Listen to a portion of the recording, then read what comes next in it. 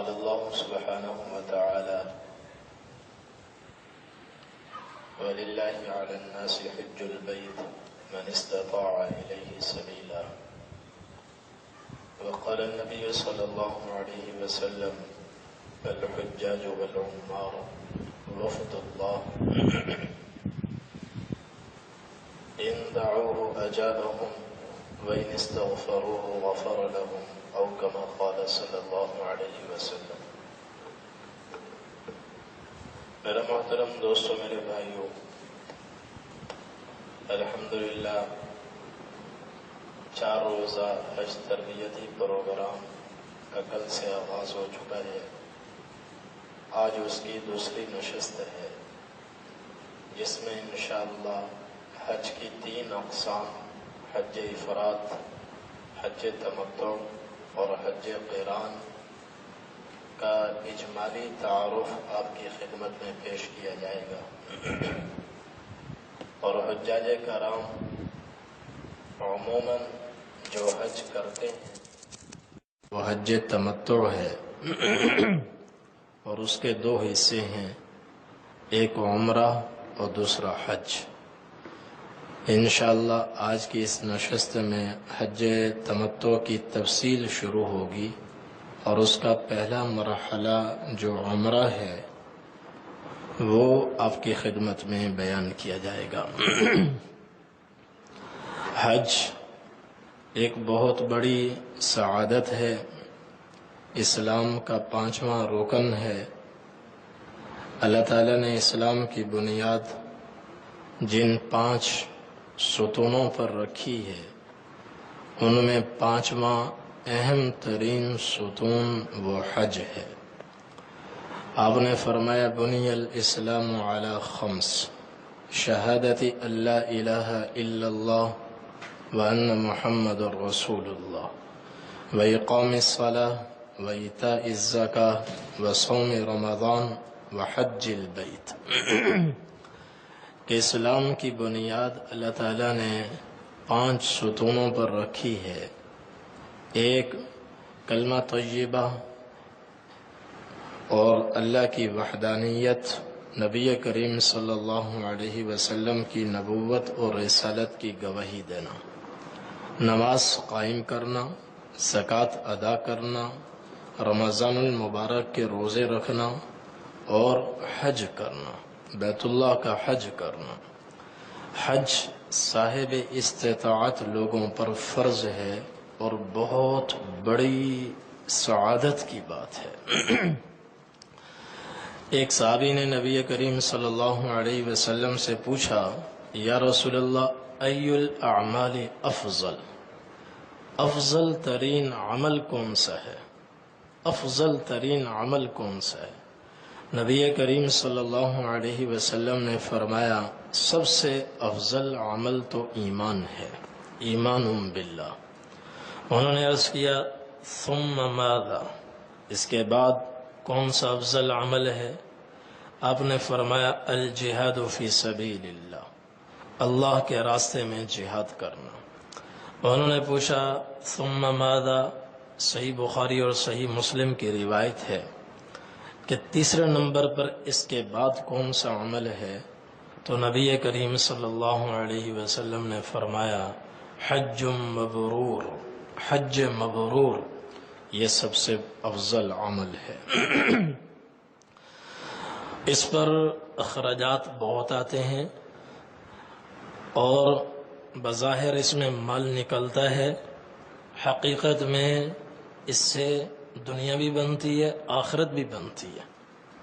بظاہر اس میں لاکھوں روپے نکل جاتے ہیں، اور خطیر رقم سن کر بعضوں کے دل دھڑکنے لگتے ہیں، مگر حقیقت یہ ہے کہ حج کی برکت سے اللہ تعالیٰ دنیا کی فراوانی بھی عطا فرماتے ہیں۔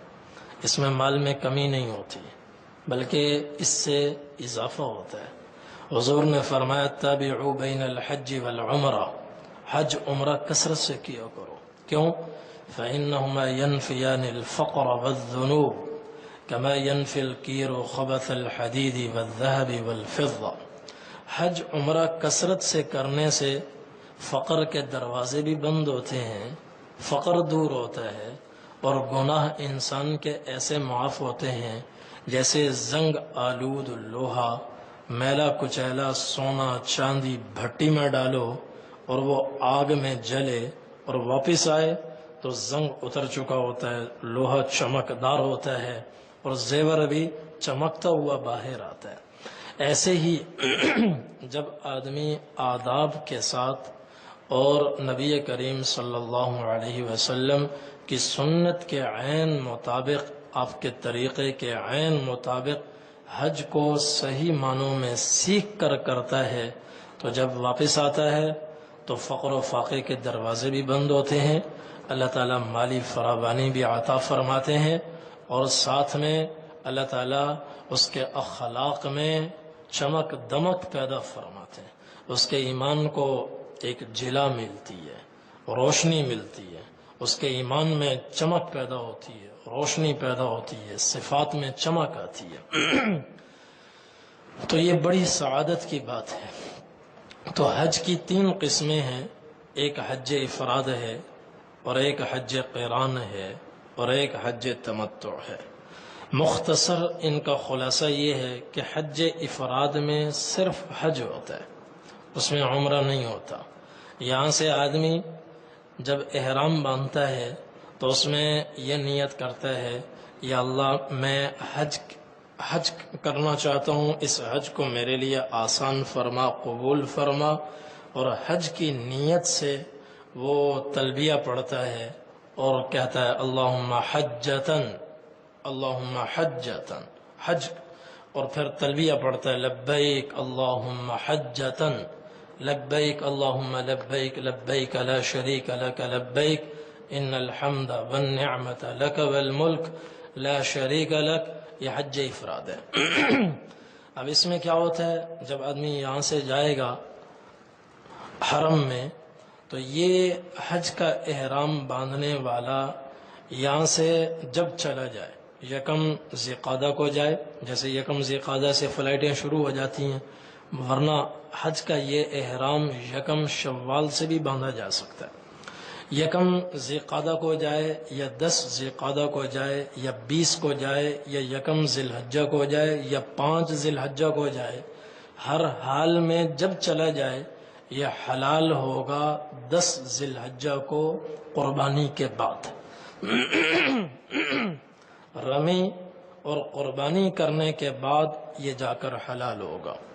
تو یہ احرام چونکہ کافی لمبا ہو جاتا ہے، بہت لمبا ہو جاتا ہے، اور یہ پورا عرصہ احرام میں گزارنا پڑتا ہے، اور احرام کی ساری پابندیاں ہیں کہ خوشبو نہ لگاؤ، سلا ہوا کپڑا نہ پہنو، سر نہ ڈھانکو اور چہرہ نہ چھپاؤ، بڑی پابندیاں ہیں۔ تو ان پابندیوں کی رعایت مشکل ہے، اس لیے عام طور پر لوگ حج افراد نہیں کرتے۔ حج افراد اگر کوئی کرتا ہے تو وہ کرتا ہے جو بالکل آخری فلائٹوں میں جاتے ہیں، 5 ذی الحجہ 6 ذی الحجہ کو جاتے ہیں، تو یہیں سے حج افراد کہ انہوں نے نیت کر لی، اب یہ وہاں جا کر عمرہ نہیں کریں گے بلکہ طواف قدوم کریں گے، ایک طواف کریں گے، پھر 8 ذی الحجہ کو مینا جائیں گے اور پھر 9 کو عرفات جائیں گے، تو باقی آگے وہی کام کریں گے جو دوسرے حجاج کرام بھی کرتے ہیں۔ اس کا نام ہے حج افراد۔ اور دوسرا ہے حج قران۔ حج قران کیا ہے؟ حج قران یہ ہے کہ آدمی یہاں سے بیک وقت حج اور عمرہ دونوں کا احرام باندھے، دونوں کا احرام باندھے، یا شروع میں حج کا احرام باندھے مگر عملی طور پر حج کے مناسک ادا کرنے سے پہلے پہلے عمرے کو بھی شامل کر لے، میقات سے پہلے پہلے عمرے کو بھی شامل کر لے، تو یہ آدمی قارن کہلاتا ہے، اور اس کا حج حج قران ہوگا۔ یہ کیا کرے گا؟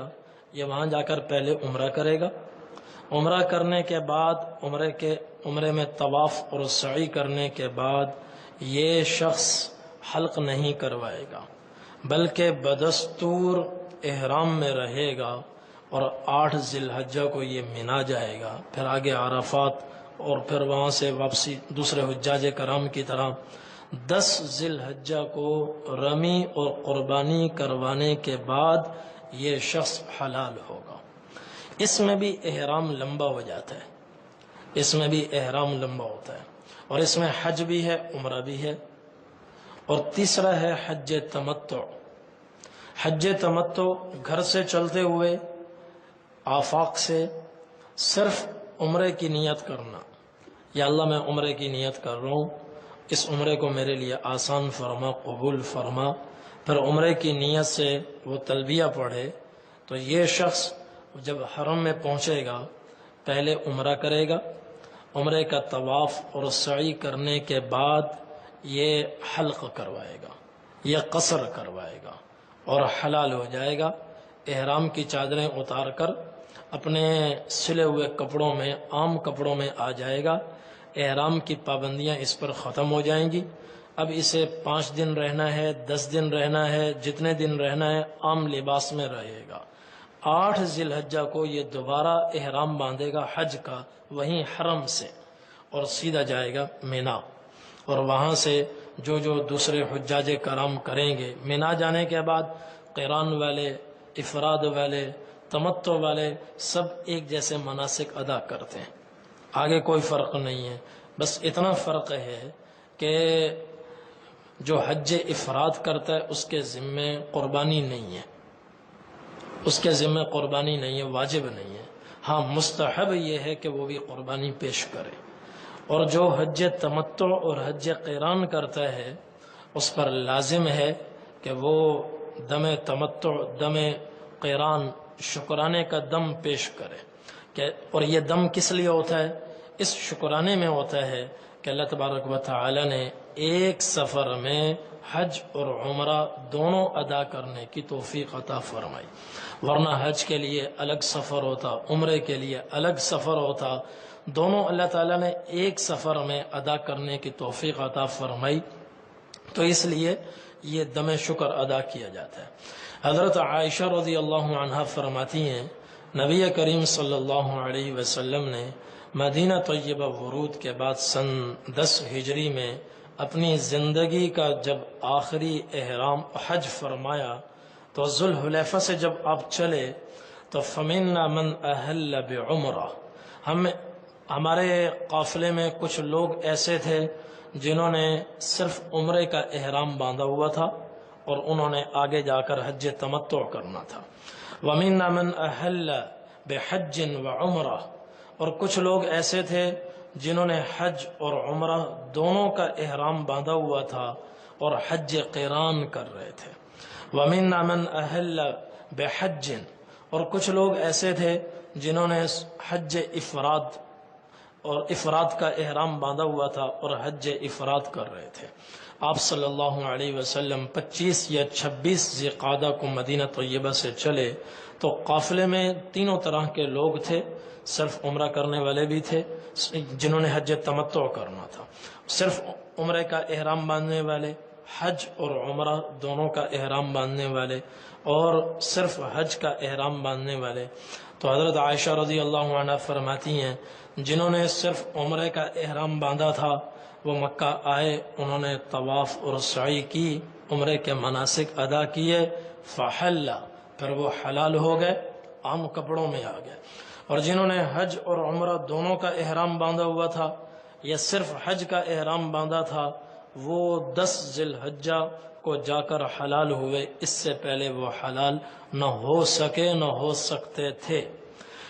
ان 3 قسموں میں سب سے افضل قسم ہے حج قران، چونکہ اس میں مشقت زیادہ ہے، مجاہدہ زیادہ ہے۔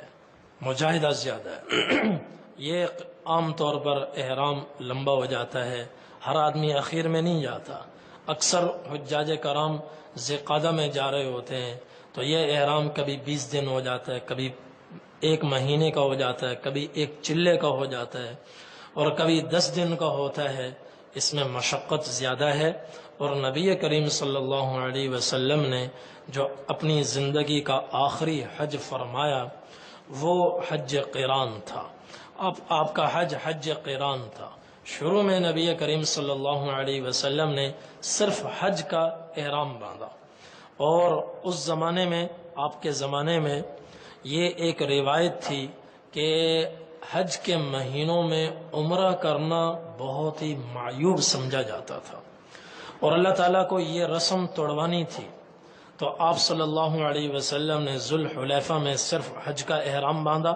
جب آپ چلے اور وادی عقیق میں پہنچے، جبرائیل علیہ السلام حاضر خدمت ہوئے، عرض کہ یا رسول اللہ، یہ بڑی مبارک وادی ہے، آپ یہاں اتر کر نماز پڑھیں، اور اللہ تعالیٰ فرماتے ہیں آپ حج میں عمرے کو بھی شامل فرمائیں۔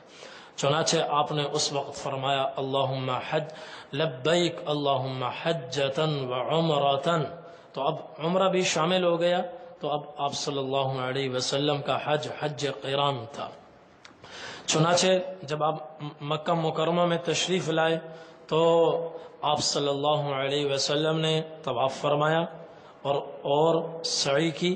سعی کرنے کے بعد مروہ پر آپ نے صحابہ سے فرمایا لو ان استقبلت من امری ما استدبرت لم اسق الهدی وجعلتها عمرة، کہ میرے پاس ہدی کا جانور ہے، اگر ہدی کا جانور نہ ہوتا تو میں حلال ہو جاتا، اور جن لوگوں نے صرف عمرے کا احرام باندھا ہے اور ان کے ساتھ ہدی کا جانور نہیں ہے تو وہ عمرہ کر کر حلال ہو جائیں، وہ حلال ہو جائیں، اور جن کے ساتھ قربانی کے جانور ہیں وہ حلال نہ ہوں، وہ 10 ذی الحجہ کو جا کر حلال ہوں گے۔ تو حج قران سب سے افضل ہے، چونکہ اس میں مشقت زیادہ ہے، مشقت زیادہ ہے۔ اور حضور صلی اللہ علیہ وسلم کے ساتھ قافلے میں جو صحابہ شریک تھے، کچھ افراد کرنے والے بھی تھے، قران کرنے والے بھی تھے، اور تمتع کرنے والے بھی تھے، اس لیے قیامت تک کے لیے یہ تینوں قسمیں جائز ہیں۔ اپنی سہولت کے اعتبار سے جو مجاہدے والے ہیں، ریاضت والے ہیں، وہ قران کر لیں، اور جن میں زیادہ ہمت نہیں ہے اور ڈر ہے اور مسائل سے بھی زیادہ واقفیت نہیں ہے، کہیں ایسا نہ ہو کوئی ایسی غلطی جنایت ہو جائے جس میں دم لازم ہو جائے، تو ان کے لیے آسان ہے حج تمتع کرنا۔ اور عموماً حجاج کرام جو حج کے لیے جاتے ہیں، کوئی 95% لوگ حج تمتع کرتے ہیں، اس لیے ہم حج تمتع کا طریقہ آپ کی خدمت میں بیان کریں گے۔ تو حج تمتع کا طریقہ یہ ہے، مختصر یہاں اپنے مقام سے، آفاق سے حج تمتع اور قران۔ ایک بات اور، جو لوگ حرم میں رہتے ہیں یا حل میں رہتے ہیں، حرم کے باہر کچھ جگہ ہے اس کو حل کہتے ہیں، اور ایک مخصوص بیت اللہ شریف کے گرد زمین کا ٹکڑا ہے، اس کو حرم کہتے ہیں، اور اس ٹکڑے کے باہر ایک خاص دائرے کے اندر ایک جگہ ہے، اس کو حل کہتے ہیں۔ اور حل کے باہر جو لوگ ہیں دنیا کے آخری کنارے تک چاروں طرف، اس کو کہتے ہیں آفاق۔ مثلا ہم لوگ جو بڑے میقات سے پیچھے پیچھے رہتے ہیں وہ آفاقی کہلاتے ہیں۔ مدینہ منورہ آفاق میں ہے، چونکہ مدینہ سے جب آدمی مکہ کی طرف چلتا ہے ذوالحلیفہ بڑا میقات آتا ہے، تو باہر سے آنے والوں کے لیے نبی کریم صلی اللہ علیہ وسلم نے کچھ حدود مقرر فرمائیں کہ باہر سے آنے والا اگر مکہ مکرمہ میں جا رہا ہے تو اس حد سے گزرتے ہوئے لازم ہے اس پر یا حج کا احرام ہو یا عمرے کا احرام ہو۔ یہ جو حج کی تینوں قسمیں ہیں، یہ تینوں قسمیں ان لوگوں کے لیے ہیں جو آفاق میں رہتے ہیں، اور جو لوگ حرم میں رہتے ہیں یا حرم کے باہر حل کے اندر رہتے ہیں وہ صرف حج افراد کر سکتے ہیں، قران اور تمتع نہیں کر سکتے، اس لیے کہ حج قران اور تمتع کا اللہ تعالیٰ نے حکم احکامات جہاں بیان فرمائے اس آیت کے تحت بیان فرمائے وَأَتِمُّ الْحَجَّ وَالْعُمْرَةَ لِلَّهِ، اور آگے فَمَن تَمَتَّعَ بِالْعُمْرَةِ إِلَى الْحَجِّ، اسی سے آگے چل کر فرمایا ذَلِكَ لِمَن لَّمْ يَكُنْ أَهْلُهُ حَاضِرِ الْمَسْجِدِ الْحَرَامِ، کہ یہ تمتع اور قران ان لوگوں کے لیے ہے جو مسجد الحرام کے آس پاس رہنے والے نہ ہوں، یعنی نہ حرم میں رہتے ہوں نہ حل میں رہتے ہوں، یہ حج تمتع قران باہر کے لوگ کر سکتے ہیں، اندر والے صرف حج افراد کریں گے۔ مکہ مکرمہ میں کوئی آدمی رہتا ہے وہ صرف حج افراد کرے گا، حج افراد، اور جدہ میں کوئی رہتا ہے وہ حج افراد کرے گا۔ حرم کے باہر اور میقات کے اندر جو لوگ رہتے ہیں وہ بھی صرف حج افراد کریں گے۔ اور یہ انتظام اللہ تعالیٰ نے اس لیے فرمایا کہ باہر سے جو لوگ آ رہے ہیں حرم میں ان کو زیادہ سے زیادہ موقع ملے۔ جو حرم میں رہنے والے ہیں وہ جب چاہیں عمرہ کر لیں، جب چاہیں عمرہ کر لیں، تو باہر سے آنے والوں کو عمرے کی سعادت حاصل ہو جائے، اس لیے اللہ تبارک و تعالیٰ نے یہ انتظام فرمایا۔ تو باہر والوں کے لیے تینوں قسموں میں سے جس قسم کے مطابق احرام باندھنا چاہیں باندھ سکتے ہیں، اور حرم کے اندر جو لوگ رہتے ہیں یا حل میں رہتے ہیں وہ صرف حج افراد کر سکتے ہیں۔ تو آفاق سے جو لوگ جاتے ہیں تو ان کے لیے عام طور پر وہ حج تمتع کرتے ہیں، اسی میں ان کو سہولت ہوتی ہے، تو اس لیے حج تمتع کا طریقہ آپ کی خدمت میں عرض کیا جا رہا ہے۔ حج تمتع میں دو حصے ہیں، ایک عمرہ اور ایک حج۔ گھر سے چلتے ہوئے، آفاق سے چلتے ہوئے، میقات سے پہلے آدمی صرف عمرے کی نیت کرتا ہے، اور اس نیت میں حج شامل نہیں ہوتا، ذہن میں ہوتا ہے لیکن زبان سے جو الفاظ ادا کرتا ہے وہ یہی ادا کرتا ہے، اللہم انی ارید العمرہ فیسرھا لی وتقبلھا منی، یا اللہ میں عمرے کا ارادہ کرتا ہوں، اس کو میرے لیے آسان فرما، قبول فرما۔ پہلے عمرہ کرتا ہے، عمرے کے مناسک ادا کرنے کے بعد وہ حلق یا قصر کروا کر حلال ہو جاتا ہے اور اپنے سادہ کپڑوں میں آ جاتا ہے۔ پھر 8 ذی الحجہ کی صبح کو یا 7 ذی الحجہ کی شام کو وہ حرم ہی سے پھر حج کا احرام باندھتا ہے اور مینا کی طرف روانہ ہو جاتا ہے۔ تو حج کا طریقہ اگلی نشست میں آئے گا، ابھی انشاءاللہ عمرے کا طریقہ آپ کی خدمت میں عرض کیا جائے گا۔ تو عمرے کا طریقہ یہ ہے کہ سب سے پہلے چونکہ احرام باندھنا ہے، عمرے کے اندر احرام ایسے ہے جیسے نماز میں اللہ اکبر کہنا، تکبیر تحریمہ، اور حلق کروانا ایسے ہوتا ہے جیسے سلام پھیرنا۔ اللہ اکبر جب آدمی نماز میں کہتا ہے بہت سی چیزیں حرام ہو جاتی ہیں، بات چیت نہیں کر سکتا، کھا نہیں سکتا، پی نہیں سکتا، بہت سی چیزیں حرام ہو جاتی ہیں، اور جیسے ہی سلام پھیرتا ہے وہ سب کچھ پھر حلال ہو جاتا ہے۔ اسی طریقے سے احرام میں پابندیاں آتی ہیں، احرام گویا تکبیر تحریمہ کی طرح ہے، اور احرام سے پہلے اس کی تیاری ضروری ہے، اور تیاری یہ ہے کہ کچھ ضروری چیزیں خرید لی جائیں۔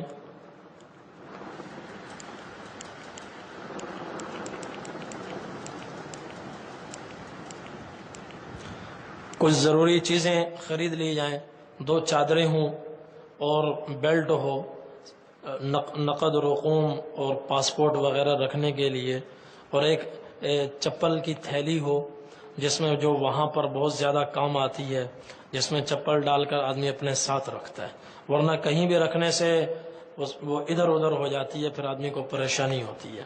اسی طرح ایک بیگ، اس کا بھی انتظام پہلے سے کر لیا جائے۔ یہ کچھ چیزیں پہلے سے خرید کر رکھ لیں، اور جب احرام باندھنے کا ارادہ ہو تو سب سے پہلے غسل کریں اور جسم کی صفائی کریں، غیر ضروری بال اور ناخن وغیرہ تراش لیں، اچھی طرح غسل کریں۔ اور اس غسل کے 2 مقاصد ہیں، یہ غسل 2 مقصد کے لیے ہوتا ہے۔ ایک یہ کہ جسم کو نظافت حاصل ہو جائے، جسم صاف ستھرا ہو جائے، اور دوسرا مقصد یہ ہے کہ طہارت بھی حاصل ہو جائے، ہمیں پاکی بھی حاصل ہو جائے۔ ان 2 مقاصد کے لیے غسل ہوتا ہے، لہذا یہ غسل مرد بھی کریں گے، عورتیں بھی کریں گی۔ اگر عورتوں کے ایام مخصوص ہوں، بیماری کے ایام ہوں جس میں وہ پاک نہیں ہو سکتی، تب بھی وہ غسل کریں گی، ان کا غسل طہارت کے لیے نہیں ہوگا، ان کا غسل نظافت کے لیے ہوگا، صفائی کے لیے ہوگا۔ چنانچہ نبی کریم صلی اللہ علیہ وسلم جب مدینہ طیبہ سے چلے، ذوالحلیفہ میقات پر پہنچے تو حضرت اسماء بنت عمیس رضی اللہ عنہا کے ہاں بچے کی ولادت ہوئی، محمد بن ابی بکر پیدا ہوئے اور وہ نفاس میں مبتلا ہو گئیں، ان کے ایام مخصوص شروع ہو گئے۔ نبی کریم صلی اللہ علیہ وسلم کے پاس انہوں نے پیغام بھیجا، یا رسول اللہ ماذا اصنع، اب میں کیا کروں؟ نبی کریم صلی اللہ علیہ وسلم نے فرمایا استنفری بثوب واغتسلی، تم کوئی لنگوٹ وغیرہ باندھ لو، غسل کرو، واحرمی، اور تم بھی حج کی نیت کے ساتھ تلبیہ پڑھو، احرام میں آ جاؤ۔ تو اس لیے یہ غسل مرد بھی کریں گے، عورتیں بھی کریں گی، حتیٰ کہ اگر عورتیں اپنے مخصوص ایام میں ہوں، بیماری کے ایام میں ہوں، تب بھی وہ غسل کریں گی، اور ان کا غسل نظافت کے لیے ہوگا، صفائی کے لیے ہوگا، اگرچہ ان کو طہارت حاصل نہیں ہو سکتی۔ تو یہ غسل، صفائی ستھرائی اور غسل کے بعد سلے ہوئے کپڑے اتار دینے ہیں، اس کی جگہ چادریں پہننی ہیں، اور خوشبو کا انتظام ہو، اپنے بدن پر خوشبو لگا لیں، اس کی مہک بعد میں بے شک آتی رہے۔ ابھی احرام کی طرف ہم جا رہے ہیں، احرام میں ابھی داخل نہیں ہوئے، تو احرام سے پہلے خوشبو لگائی جا سکتی ہے۔ حضرت عائشہ رضی اللہ عنہا فرماتی ہیں کنت اطیب رسول اللہ صلی اللہ علیہ وسلم لإحرامہ قبل ان یحرم، نبی کریم صلی اللہ علیہ وسلم جب احرام کا ارادہ فرماتے، احرام کی تیاری فرماتے، احرام سے پہلے میں آپ کو خوشبو لگا دیا کرتی تھی۔ وَلِحِلِّهِ قَبْلَ أَن يَطُوفَ بِالْبَيْتِ بِطِيبٍ فِيهِ مِسْكٌ، اور پھر جب 10 ذی الحجہ کو نبی کریم صلی اللہ علیہ وسلم احرام سے حلال ہوتے، تب بھی میں اپنے ہاتھوں سے حضور صلی اللہ علیہ وسلم کو خوشبو لگاتی تھی۔ تو احرام سے پہلے خوشبو لگانا بھی مسنون، اور جب احرام کھولیں اس وقت خوشبو لگانا بھی مسنون ہے، اور اس کے اثرات احرام کے بعد نظر آتے رہیں، اس سے کوئی فرق نہیں پڑتا۔ چنانچہ حضرت عائشہ رضی اللہ عنہا فرماتی ہیں وَكَأَنِّي أَنظُرُ إِلَى وَبِيسِ الطِّيبِ فِي مَفَارِقِ رسول اللہ صلی اللہ علیہ وسلم، میں مشک و خوشبو آپ کے بدن پر لگاتی تھی اور آپ کی مانگ میں بھی لگاتی تھی۔ احرام کے بعد آپ کی مانگ میں خوشبو کی چمک مجھے نظر آتی تھی۔ تو اس لیے اس سے معلوم ہوا خوشبو کے اثرات بعد میں باقی رہیں، اس سے احرام پر کوئی فرق نہیں پڑتا۔ ہاں، احرام میں جانے کے بعد، محرم بننے کے بعد پھر خوشبو استعمال نہیں کر سکتے۔ اگلی بات، غسل ہو گیا، احرام کی چادریں ہم نے پہن لی، ایک چادر بطور تہبند کے اور دوسری چادر اپنے اوپر لے لی، اور تو اس کے بعد اگر گھر ہی سے احرام باندھنا ہو تو مصلی بچھائیں اور 2 رکعت نماز ادا کریں، 2 رکعت نماز ادا کریں، اور ان 2 رکعتوں میں کوئی سی بھی سورت پڑھی جا سکتی ہے، مگر افضل یہ ہے کہ پہلی رکعت میں سورہ فاتحہ کے بعد سورۃ الکافرون پڑھی جائے، اور دوسری رکعت میں سورہ فاتحہ کے بعد سورۃ الاخلاص پڑھی جائے، اور سلام پھیرنے کے بعد یہ 2 رکعتیں جب ہم پڑھیں گے سر ڈھک کر پڑھیں گے، چونکہ ابھی تک ہم محرم نہیں ہوئے، احرام کی طرف بڑھ رہے ہیں، احرام کی طرف جا رہے ہیں، ابھی تک ہم احرام میں نہیں آئے، تو 2 رکعتیں سر ڈھک کر پڑھیں گے، اور 2 رکعتوں سے فارغ ہو کر اگر گھر ہی سے احرام کی نیت کرنی ہو، جیسا کہ افضل یہی ہے کہ گھر سے ہی نیت کر لی جائے، تو سر سے کپڑا اتاریں اور عمرے کے احرام کی نیت کے ساتھ تلبیہ پڑھیں، نیت کے ساتھ تلبیہ پڑھیں۔ تو جیسے ہی ہم عمرے کے احرام کی نیت کے ساتھ تلبیہ پڑھیں گے، اب ہم محرم ہو گئے۔ صرف تلبیہ پڑھنے سے بھی آدمی محرم نہیں ہوتا، اور صرف نیت کرنے سے بھی محرم نہیں ہوتا، نیت اور تلبیہ دونوں جب جمع ہوتے ہیں تو آدمی محرم ہو جاتا ہے۔ تو اگر گھر میں احرام باندھنے کی ہمت نہ ہو، خطرہ ہو کہ کہیں ایسا نہ ہو فلائٹ لیٹ ہو جائے یا اس کا شیڈول تبدیل ہو جائے، تو پھر ایسا ہے کہ گھر میں غسل کر لیں، احرام کی چادریں پہن لیں، 2 رکعت نماز ادا کر لیں، دعا کر لیں، مگر ابھی نیت نہ کریں، اور ایئرپورٹ چلیں کراچی ایئرپورٹ پر، اور وہاں سے اپنی جو ضرورتیں وہاں سے فارغ ہو کر، امیگریشن وغیرہ سے فارغ ہو کر جب جہاز میں بیٹھ جائیں اور جہاز اڑ جائے، اس کی پرواز تھوڑی دیر کے لیے بلند ہو جائے، 10-15 منٹ گزر جائیں، اس وقت پھر تلبیہ پڑھیں۔ یا اس کی بھی گنجائش ہے کہ ابھی بھی تلبیہ نہ پڑھیں، مگر میقات آنے سے پہلے پہلے تلبیہ پڑھنا ضروری ہے۔ اور حج کے اور جہاز کے اندر اعلان ہو جاتا ہے کہ ابھی 5 منٹ میں 5 منٹ کے بعد ہم میقات سے گزریں گے، لہذا حجاج کرام معتمرین اپنے اپنے احرام کی نیت کر لیں اور تلبیہ پڑھ لیں۔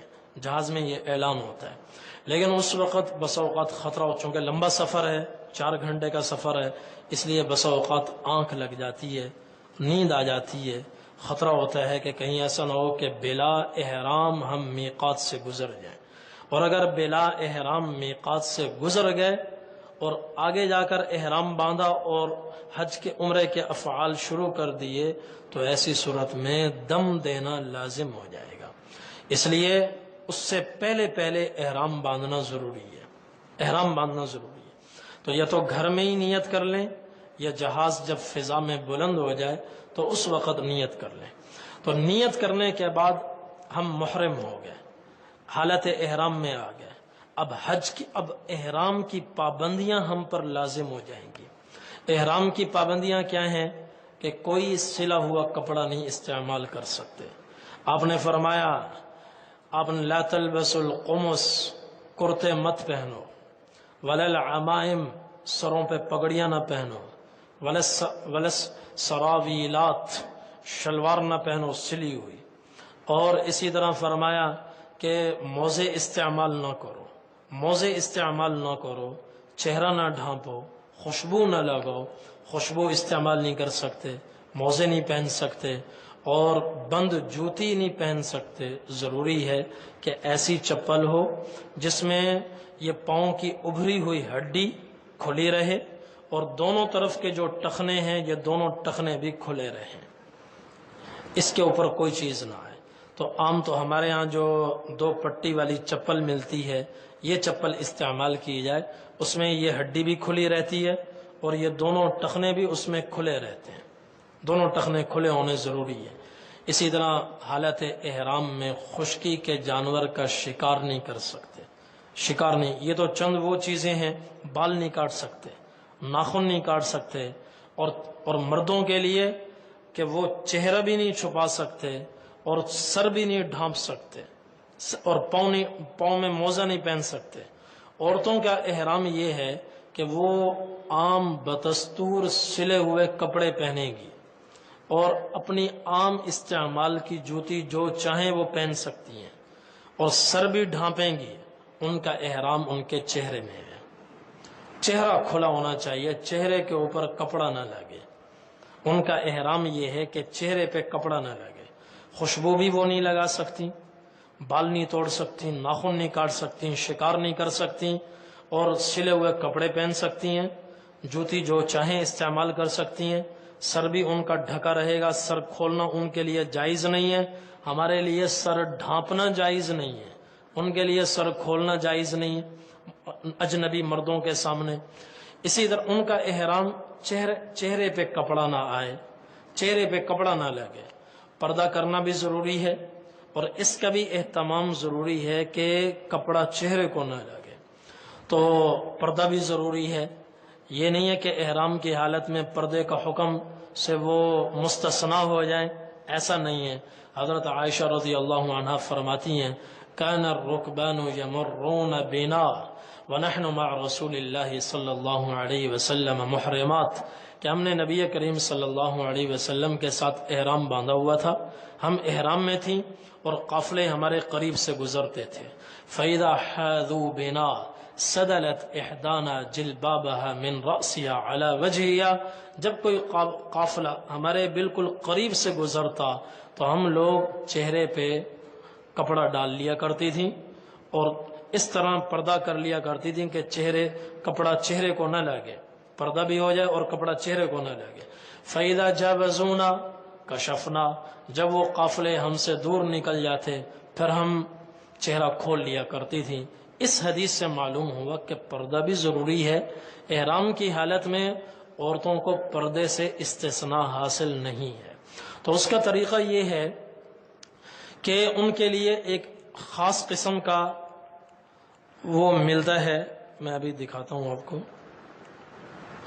یہ خاص قسم کا برقع ملتا ہے. ایک ہیٹ ہے جو سر پر وہ پہنتی ہیں اور آگے ماتھے کے سامنے ایک چھجا بنا ہوتا ہے جس پر نقاب وہ ڈال دیتی ہیں. تو اس سے یہ ہوتا ہے پردہ بھی ہو جاتا ہے اور چہرہ کپڑے کو بھی نہیں لگتا. چہرہ کپڑے کو بھی نہیں لگتا. تو یہ احرام کی پابندیاں ہیں. احرام کی پابندیاں اور حالت احرام میں جو پابندیاں ہیں ان سے بچنا ضروری ہے. اور احرام کی حالت میں کچھ چیزیں جائز ہیں. گرمی لگے جب چاہیں ٹھنڈے تازہ پانی سے غسل کر سکتے ہیں. صابن کا استعمال اگر صابن بغیر خوشبو کے ہے وہ لگایا جا سکتا ہے، مگر نہ لگانا افضل ہے، لگانا پسندیدہ نہیں ہے. اور بدن سے میل کچیل کھرچنا دور کرنا حالت احرام میں یہ مکروہ ہے. یہ مکروہ ہے.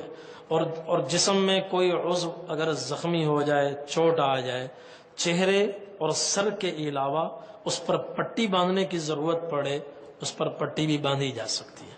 اور اگر چہرے پہ زخم ہو اور سر پہ زخم ہو تو اس پر اور پٹی اتنی ہو کہ اس میں چوتھائی چہرہ چھپتا ہو، چوتھائی سر چھپتا ہو، تب بھی چہرے اور سر پر پٹی نہیں باندھ سکتے. مجبوری میں اگر باندھنی پڑ جائے اور ایک دن ایک رات سے زیادہ، ایک دن یا ایک رات سے زیادہ کوئی آدمی پٹی باندھ لے تو اس کو تین میں سے ایک کا اختیار ہے. یا تو ایک دم دے دے یا 6 مسکینوں کو کھانا کھلائے صبح و شام، یا ہر مسکین کو صدقۃ الفطر کی مقدار کھانا دے دے، یا 3 روزے رکھے. یہ اس کا حکم ہے. بہرحال جس کو یہ مسئلہ پیش آئے وہ بعد میں معلوم کر لیں. اگر یہ پیچیدہ مسائل میں بیان کروں گا تو جو حج کا موٹا موٹا طریقہ ہے وہ بھی کہیں آپ کے ذہنوں سے نکل نہ جائے. تو اس لیے اسی طرح کوئی دوائی جسم میں لگانی ہے بغیر خوشبو کے تو وہ بھی لگا سکتے ہیں. اور حل اور حرم میں کوئی موذی جانور ہے، سانپ ہے، بچھو ہے، تو اس کو بھی مارا جا سکتا ہے. آپ نے فرمایا 5 فواسق یقتلن فی الحل والحرم. اس قسم کی چیزوں کو حرم میں، حل میں، ہر جگہ مارا جا سکتا ہے. اس کی اجازت ہے. لیکن احرام کی حالت میں یہ کچھ چیزیں مکروہ ہیں. کنگھی کرنا، اس میں چونکہ بال گرتے ہیں، میل کچیل دور کرنا. تو اگر اسی طرح جس کے سر کے بال کمزور ہوں تو اس کے لیے سر کو کھجلانا بھی مکروہ ہے، کہیں ایسا نہ ہو کہ سر بال گر جائیں. اور خوشبو قصدن کسی ایسے شخص کے پاس چلے جانا جس کے پاس خوشبو ہو، اس کو سونگھنا. خوشبو لگانا تو ناجائز ہے، مگر کہیں ادھر ادھر چلے جانا کہ خوشبو آتی رہے، اس مقصد کے لیے جانا آنا یہ بھی مکروہ ہے. اسی طرح خوشبودار کھانا ہو بغیر پکا ہوا ہو تو وہ بھی مکروہ ہے. اگر پکا ہوا ہے تو پھر ٹھیک ہے، پھر اس کی اجازت ہے. اور سطر ڈھانپنے کے لیے احرام پر پن لگانا، سیفٹی لگانا یا اس کو سینا یہ بھی مکروہ ہے. تو اس کو پکڑنے کا اہتمام کریں، چونکہ زیادہ وقت بھی نہیں ہے تو اس کا دوسرا اہتمام ہونا چاہیے. کوئی چیز لگانا مکروہ ہے، لیکن اگر کسی کو خطرہ ہو کہ ورنہ سطر میرا کھل جائے گا تو گنجائش ہے کہ وہ پن وغیرہ لگا سکتے ہیں معمولی طور پر تاکہ سطر نہ کھلے. تو یہ چیزیں احرام کی حالت میں مکروہ ہیں، ان سے بچنا چاہیے. اور دوران احرام جو میں نے کل باتیں بتائی تھیں، فلا رفث ولا فسوق ولا جدال فی الحج. خوشبو سے تو ہر آدمی بچنے کا اہتمام کرتا ہے، مگر جھگڑے سے بچنے کا کوئی اہتمام نہیں کرتا. زبان کی حفاظت نہیں کرتے. ایئرپورٹ پر جھگڑے شروع ہو جاتے ہیں اور جہاز میں جھگڑے شروع ہو جاتے ہیں. کوئی آگے بیٹھ گیا، پیچھے بیٹھ گیا، دسترخوان پر جھگڑے ہو رہے ہوتے ہیں. اس لیے حتی الامکان اپنے آپ کو جھگڑوں سے بچائیں. یہ حج صرف منا، عرفات، مزدلفہ میں گھومنے پھرنے کا نام نہیں ہے، بلکہ اپنے اندر اپنے اندر صفت صبر پیدا کرنے کا نام ہے، صفت صبر پیدا کرنے کا۔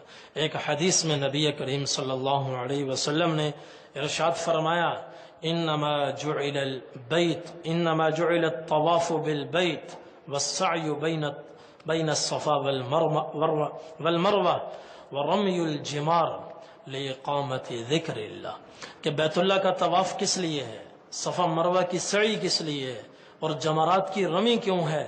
فرمائیں یہ سب اس لیے ہے تاکہ تمہارے جسم کے روئے میں اللہ کی محبت سرایت کر جائے، اور تمہاری زبان کے ساتھ ساتھ تمہارا ذکر قلبی بھی شروع ہو جائے، ذکر بھی، دل بھی اللہ اللہ بولنا شروع ہو جائے۔ اس لیے قدم قدم پر اس کا استحضار ہو کہ وَأَتِمُّ الْحَجَّ وَالْعُمْرَةَ لِلَّهِ، میں اللہ کے لیے حج کر رہا ہوں، اللہ کے لیے عمرہ کر رہا ہوں۔ جب اس کا استحضار اللہ کے لیے کر رہا ہوں تو اللہ کے لیے غصہ پینا بھی آسان ہو جائے گا، اللہ کے لیے برداشت کرنا آسان ہو جائے گا۔ تو اس لیے ان ہر قسم کے گناہوں سے بچنے کا اہتمام ہو۔ تو اسی طرح جدہ ایئرپورٹ سے نکلیں گے اور پھر آگے حدود حرم میں ہم داخل ہوں گے، گاڑی میں سوار ہوں گے، سوار ہو کر پھر حدود حرم کی طرف ہم چلیں گے، تو آگے چلتے چلتے یہ درمیان میں آپ دیکھیں ایک رحل آ رہی ہے، سڑک کے بیچ میں ایک رحل بنی ہوئی ہے، یہ علامت ہے کہ اس کے بعد اب حدود حرم شروع ہو رہی ہے، حدود حرم۔ اور اسی طرح احرام باندھنے کے بعد دوران سفر جو سب سے افضل ذکر ہے وہ ہے تلبیہ۔ مردوں کے لیے مستحب اور سنت یہ ہے کہ اونچی آواز سے تلبیہ پڑھیں۔ کل میں نے حدیث سنائی تھی، ایک صحابی نے پوچھا یا رسول اللہ ای الحج افضل، بہترین حج کون سا ہے؟ آپ نے فرمایا العج والثج، جس میں بلند آواز سے تلبیہ پڑھا جائے اور جس میں قربانیاں زیادہ سے زیادہ پیش کی جائیں۔ صحابہ کرام نبی کریم صلی اللہ علیہ وسلم کے ساتھ جب حج کے لیے ذوالحلیفہ سے چلے تو آہستہ آہستہ تلبیہ پڑھ رہے تھے۔ بیچ راستے میں روحا پر تھوڑی سی مسافت طے کرنے کے بعد جبرائیل علیہ السلام آسمان سے زمین پر آئے اور آ کر عرض کیا یا رسول اللہ، اللہ تعالیٰ فرما رہے ہیں آپ اپنے صحابہ سے فرمائیں ان یرفعوا اصواتهم بالتلبیۃ والاحلال، کہ اونچی آواز میں تلبیہ پڑھیں، بلند آواز سے تلبیہ پڑھیں۔ تو جبرائیل علیہ السلام نے قافلہ رکوا دیا، آپ کی سواری رکوا دی اور کہا یا رسول اللہ، اللہ تعالیٰ فرما رہے ہیں صحابہ سے کہیں بلند آواز سے تلبیہ پڑھیں، اور عورتیں آہستہ اور پست آواز میں تلبیہ پڑھیں۔ پھر زندگی میں جو انقلابات آتے ہیں، خاص طور پر ان انقلابی احوال میں کثرت سے تلبیہ پڑھیں۔ انقلابی احوال کیا ہیں؟ صبح سے شام ہو رہی ہے، صبح کا اجالا، دن کی روشنی دور ہو رہی ہے، رات آ رہی ہے، ایک انقلاب برپا ہو رہا ہے، تو اس وقت بھی تلبیہ پڑھیں۔ رات آ رہی ہو تلبیہ پڑھیں، رات کے بعد دن کا اجالا ہو رہا ہو تلبیہ پڑھیں، زمین سے اوپر کی طرف جائیں تلبیہ پڑھیں، اوپر سے نیچے آئیں تلبیہ پڑھیں، قافلوں سے ملیں تلبیہ پڑھیں۔ حضرت ابو سعید خدری رضی اللہ تعالی عنہ فرماتے ہیں خرجنا مع رسول اللہ صلی اللہ علیہ وسلم نصرخ بالحج صراخا، ہم حضور صلی اللہ علیہ وسلم کے ساتھ حج کے لیے نکلے تو ہم تو چیخ چیخ کر تلبیہ پڑھتے تھے، اونچی آواز میں تلبیہ پڑھتے تھے۔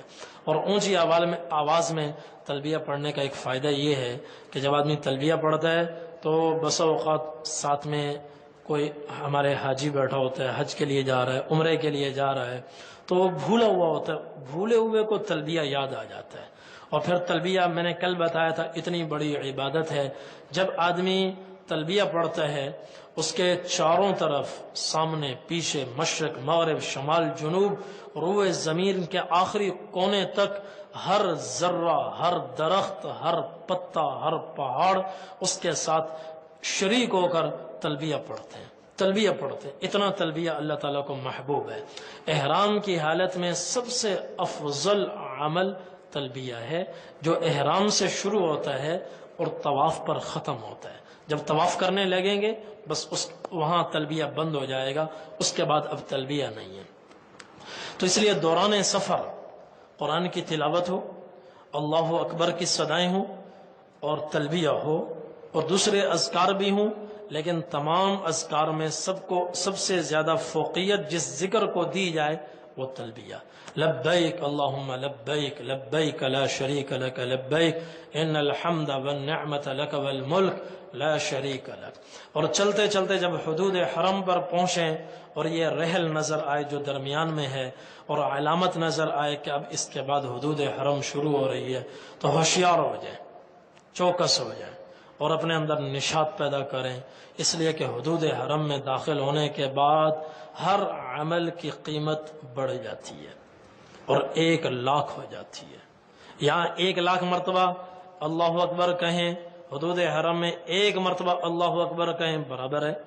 یہاں 1,00,000 مرتبہ لا الہ الا اللہ پڑھیں اور حدود حرم میں 1 مرتبہ لا الہ الا اللہ کہیں برابر ہے۔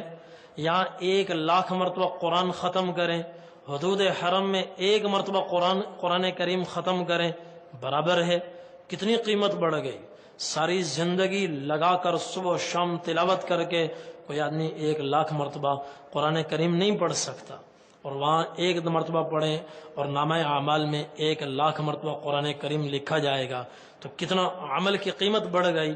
اس لیے اپنے اوقات کو قیمتی بنائیں اور لغویات سے اپنے آپ کو بچائیں، فضول گوئی سے اپنے آپ کو بچائیں، ذکر اذکار کریں، تلبیہ پڑھیں اور ذکر کریں، قرآن کی تلاوت کریں، اللہ کی طرف متوجہ رہیں اور اللہ تعالیٰ سے دعا کرتے رہیں، یا اللہ حدود حرم میں کوئی کام مجھ سے ایسا سرزد نہ ہو کہ جس کی وجہ سے میں آپ کی نظر میں گر جاؤں اور جس کی وجہ سے میرے لیے یہ طے ہو جائے کہ آئندہ اس کو حرم میں نہیں لانا، آئندہ یہ کبھی حرم میں نہ آئے۔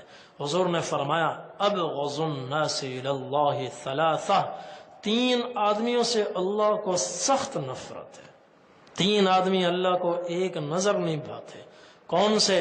ان میں پہلے نمبر پر ملحد فی الحرم، وہ آدمی جو حرم میں داخل ہو کر بھی گناہ نہ چھوڑتا ہو، حرم میں آ کر بھی جھگڑے کرتا ہو، حرم میں آ کر بھی غیبتیں کرتا ہو، حرم میں آ کر بھی بد نظری کرتا ہو، حرم میں آ کر بھی اس کے دل و دماغ میں گناہوں کے جذبات اٹھتے ہوں، پروان چڑھتے ہوں، گناہ کی باتیں سوچتا ہو، یہ آدمی اللہ کو ایک نظر پسند نہیں ہے۔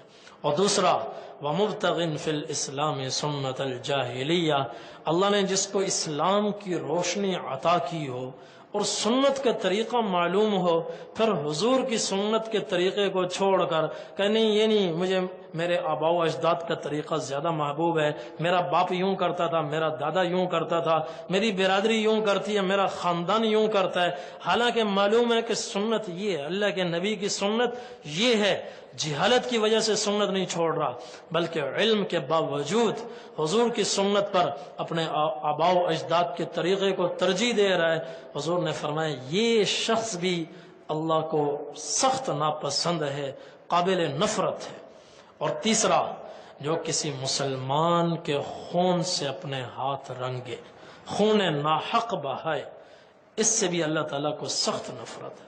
تو ان میں پہلا آپ نے فرمایا وَمُلْحِدٌ فِي الْحَرَمِ، جو حرم میں داخل ہو کر بھی گناہ نہ چھوڑتا ہو، یہ آدمی اللہ تعالیٰ کو پسند نہیں ہے، مبغوض ہے، مبغوض ہے، گرا ہوا ہے۔ اس لیے حتی الامکان اپنے آپ کو ہر قسم کے گناہوں سے بچائیں۔ جیسے سلا ہوا کپڑا نہیں پہن رہے احرام کی وجہ سے، اور خوشبو نہیں لگا رہے، خوشبو سے بچ رہے ہیں، ایسے ہی اپنی زبان کی بھی حفاظت کریں، آنکھوں کی بھی حفاظت کریں، ہاتھوں کی بھی حفاظت کریں، اور اس کا بہترین طریقہ یہ ہے کہ بس ہونٹ سیلے، ہونٹ سیلے، لب سیلے، ہونٹ سیلے، لب سیلے، آہ نہ کر لبوں کو سی، عشق ہے دل لگی نہیں، سینے پہ تیر کھائے جا، قدم آگے بڑھائے جا، یعنی زبان حال سے کہہ دے کہ ہاں ستائے جا، کسی کی طرف سے تکلیف ہے اللہ کے لیے اس کو برداشت کرے۔ اور مولانا رومی رحمت اللہ علیہ فرماتے ہیں کہ لب بند، گوش بند، چشم بند، گر نبینی نور حق بر من بخن، اپنے ہونٹ سیلو، آنکھیں سیلو کہ آنکھوں سے کچھ غلط نہ دیکھو، کان بھی سیلو کہ کسی کی غیبت، کسی کی کمی کانوں میں نہ پڑے، ہونٹ سی لو، آنکھ سی لو، کان سی لو، اور پھر بھی تمہیں نور الہی نظر نہ آئے تو میرے منہ پہ آ کے تھوک دینا اور مجھے دنیا میں رسوا کر دینا کہ رومی جھوٹ بکتا تھا، کہ تم نہ زبان کی حفاظت، نہ آنکھوں کی حفاظت، نہ کان کی حفاظت، اور کہتے ہو ہمیں اللہ کا نور نظر نہیں آتا۔ اللہ کا نور، پہلے یہ 3 کام کرو پھر دیکھو کیسے اللہ اپنا نور دکھائے گا۔ تو اس لیے حفاظت ہو۔ حدود حرم میں آپ داخل ہو رہے ہیں، حدود حرم میں داخل ہو رہے ہیں۔ اب 2 چیزوں کا احترام ہے، احرام اور حدود حرم۔ احرام اور حرم، ان دونوں کا احترام ضروری ہے۔ تو آگے چلیں گے، کچھ 27 کلومیٹر ابھی دور ہوں گے، آپ کو یہ ٹاور نظر آئے گا جو مکہ مکرمہ کے بالکل قریب ہے، اور کلاک ٹاور ہے، اور جس کے اوپر ایک گھڑی بنی ہوئی ہے۔ یہ تقریباً 27-25 میل دور سے نظر آتی ہے۔ تو بس اس کو دیکھتے جائیں اور تلبیہ کثرت سے پڑھتے جائیں، اور لا الہ الا اللہ کی صدا بلند ہو، اللہ اکبر۔ حضور کے قافلے میں جو صحابہ تھے، حضرت عائشہ رضی اللہ عنہ فرماتی ہیں کچھ تو لا الہ الا اللہ زیادہ پڑھتے تھے، کچھ اللہ اکبر پڑھتے تھے، کچھ تلبیہ پڑھتے تھے، مگر ایک نے دوسرے پر اعتراض نہیں کیا۔ یہ نہیں کہا ارے بھائی کلمہ کیا پڑھ رہے ہو، تلبیہ پڑھو۔ یہ نہیں کہا اللہ اکبر کیا پڑھ رہے ہو، تلبیہ پڑھو۔ نہیں، جو جس طرح لا الہ الا اللہ پڑھ رہا ہے، تلبیہ پڑھ رہا ہے، تلبیہ اس کو پڑھنے دو۔ کوئی اللہ اکبر ذکر کر رہا ہے، اس کو کرنے دو، جس ذکر میں ہے کرتا رہے۔ تلبیہ پڑھتے ہوئے آپ حرم میں داخل ہوں، اور چلتے چلتے آپ یہاں مسجد، سب سے پہلے ہوٹل میں جانا پڑے گا، ہوٹل میں جانا مجبوری ہے، ورنہ افضل یہ ہے کہ مکہ مکرمہ میں جب داخل ہوں تو سیدھے مسجد الحرام میں آئیں۔ آپ صلی اللہ علیہ وسلم جب مدینہ طیبہ سے تشریف لائے تو حدود حرم میں داخل ہونے سے پہلے، مکہ مکرمہ سے پہلے، آپ وادی طویٰ میں آپ نے پڑاؤ کیا، رات وہاں گزاری مکہ کے، اور آگے مکہ کا فاصلہ سفر کوئی 15-20 منٹ کا تھا اونٹنی پر، طویٰ بالکل قریب ہے، مینا کی طرف ہے۔ اگلے دن نبی کریم صلی اللہ علیہ وسلم دن چڑھے اونٹنی پہ سوار ہوئے اور سیدھے آپ مسجد الحرام میں تشریف لائے۔ باب السلام، اس وقت اس دروازے کا نام تھا بابو بنی شیبہ، یہاں سے آپ داخل ہوئے مکہ مکرمہ میں سیدھے۔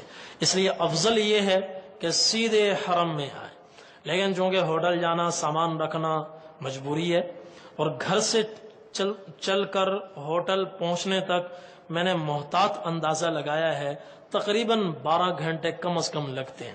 اب گھر سے نکلنے سے لے کر ہوٹل پہنچنے تک، سامان رکھنے تک تقریباً 12-13 گھنٹے لگیں گے۔ اس لیے بعض لوگ بیمار ہوتے ہیں، شوگر کے مریض ہوتے ہیں، ان کو وقتاً فوقتاً کچھ کھانا پینا پڑتا ہے، تو 12 گھنٹوں کے حساب سے اپنی ضرورت کی چیزیں اپنے ساتھ لے لیں۔ تو ہوٹل پہنچیں، سامان رکھیں، اپنا کمرہ دیکھیں، اپنی جگہ پہنچیں، اور اس وقت اگر نیند کا غلبہ ہو، آرام کی ضرورت ہو، تو پہلے آرام کر لیں، آرام کر لیں، اور اونگتے ہوئے طواف کرنا، سعی کرنا، اور پھر دعا کرنا، کچھ پتہ نہ ہو میں اپنے لیے دعا کر رہا ہوں یا بد دعا کر رہا ہوں، اس سے بہتر ہے پہلے آرام کریں اور فریش ہو جائیں، تازہ دم ہو جائیں، غسل کریں، اور پھر آپ حرم میں تشریف لائیں۔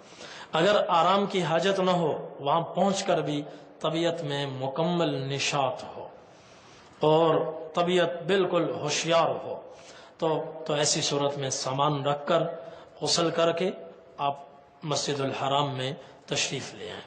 مسجد الحرام میں تشریف لائیں تو افضل یہ ہے باب السلام سے داخل ہوں۔ باب السلام کہاں ہے؟ صفا اور مروہ، اس کے بیچ میں دروازہ ہے، صفا کی طرف قریب، اور مروہ کی طرف جاتے ہوئے کچھ دروازے اور بھی آ جاتے ہیں۔ صفا کے قریب جو دروازہ ہوگا یہ دروازہ باب السلام ہے، اور اس وقت اس کا نام تھا بابو بنی شیبہ، حضور کے خاندان کے نام پر اس دروازے کا نام تھا۔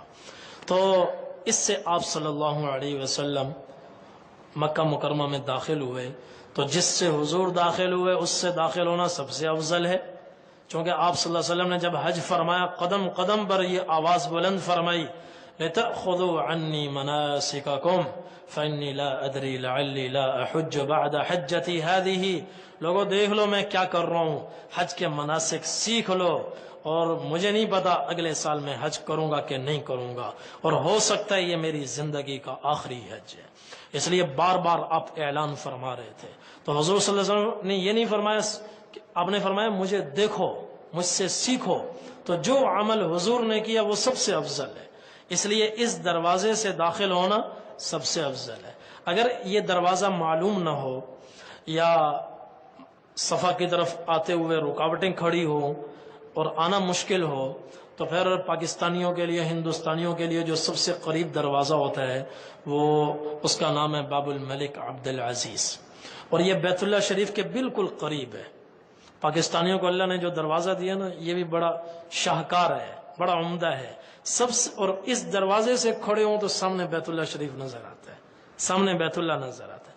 تو اس لیے جب حرم میں داخل ہونے لگے تو اس دروازے سے داخل ہوں، تو جیسے ہی بیت اللہ شریف پر نظر پڑے راستے سے ایک طرف کھڑے ہو جائیں، بیٹھے نہیں، کھڑے ہو جائیں، اور کھڑے کھڑے بیت اللہ شریف کو دیکھ کر کہیں اللہ اکبر، اللہ اکبر، اللہ اکبر، لا الہ الا اللہ، لا الہ الا اللہ، لا الہ الا اللہ.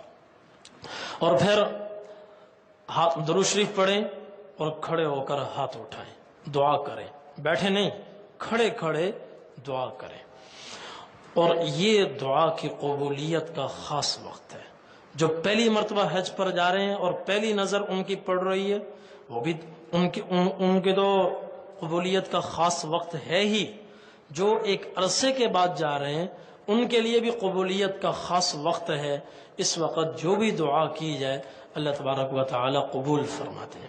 حضرت امام اعظم ابو حنیفہ رحمۃ اللہ علیہ سے منقول ہے، ان کے بارے میں مروی ہے کہ جب حضرت امام ابو حنیفہ رحمۃ اللہ علیہ حرم میں داخل ہوئے اور بیت اللہ شریف پر پہلی نظر پڑی، کھڑے کھڑے انہوں نے کون سی دعا کی؟ ہماری دعا یا اللہ ہمارے کاروبار میں برکت عطا فرما. ہماری دعا ہوتی ہے یا اللہ ہماری اولاد کو ہماری آنکھوں کی ٹھنڈک بنا، ہمارے گھر کے جھگڑے دور فرما، ہماری پریشانیاں دور فرما. دنیا ہی دنیا مانگتے رہتے ہیں، دنیا ہی دنیا مانگتے رہتے ہیں. اور پھر جا کر آخرت کا نمبر آتا ہے یا اللہ ہدایت بھی عطا فرما، جنت بھی عطا فرما، اپنی رضا بھی عطا فرما. میں ایک بات یاد آ گئی، سناؤں. حضرت سالم بن عبداللہ بن عمر بن خطاب رضی اللہ تعالی عنہ بیت اللہ کا طواف فرما رہے. یہ حضرت عمر کے پوتے ہیں. تو وقت کا خلیفہ ہشام بن عبد الملک وہ بھی طواف کرنے لگا، اور دونوں کا طواف میں ملاقات ہوئی. تو ہشام بن عبد الملک نے کہا کہ سالم کوئی حاجت ضرورت ہو تو مجھے بتاؤ، میں تمہاری پوری کر دوں.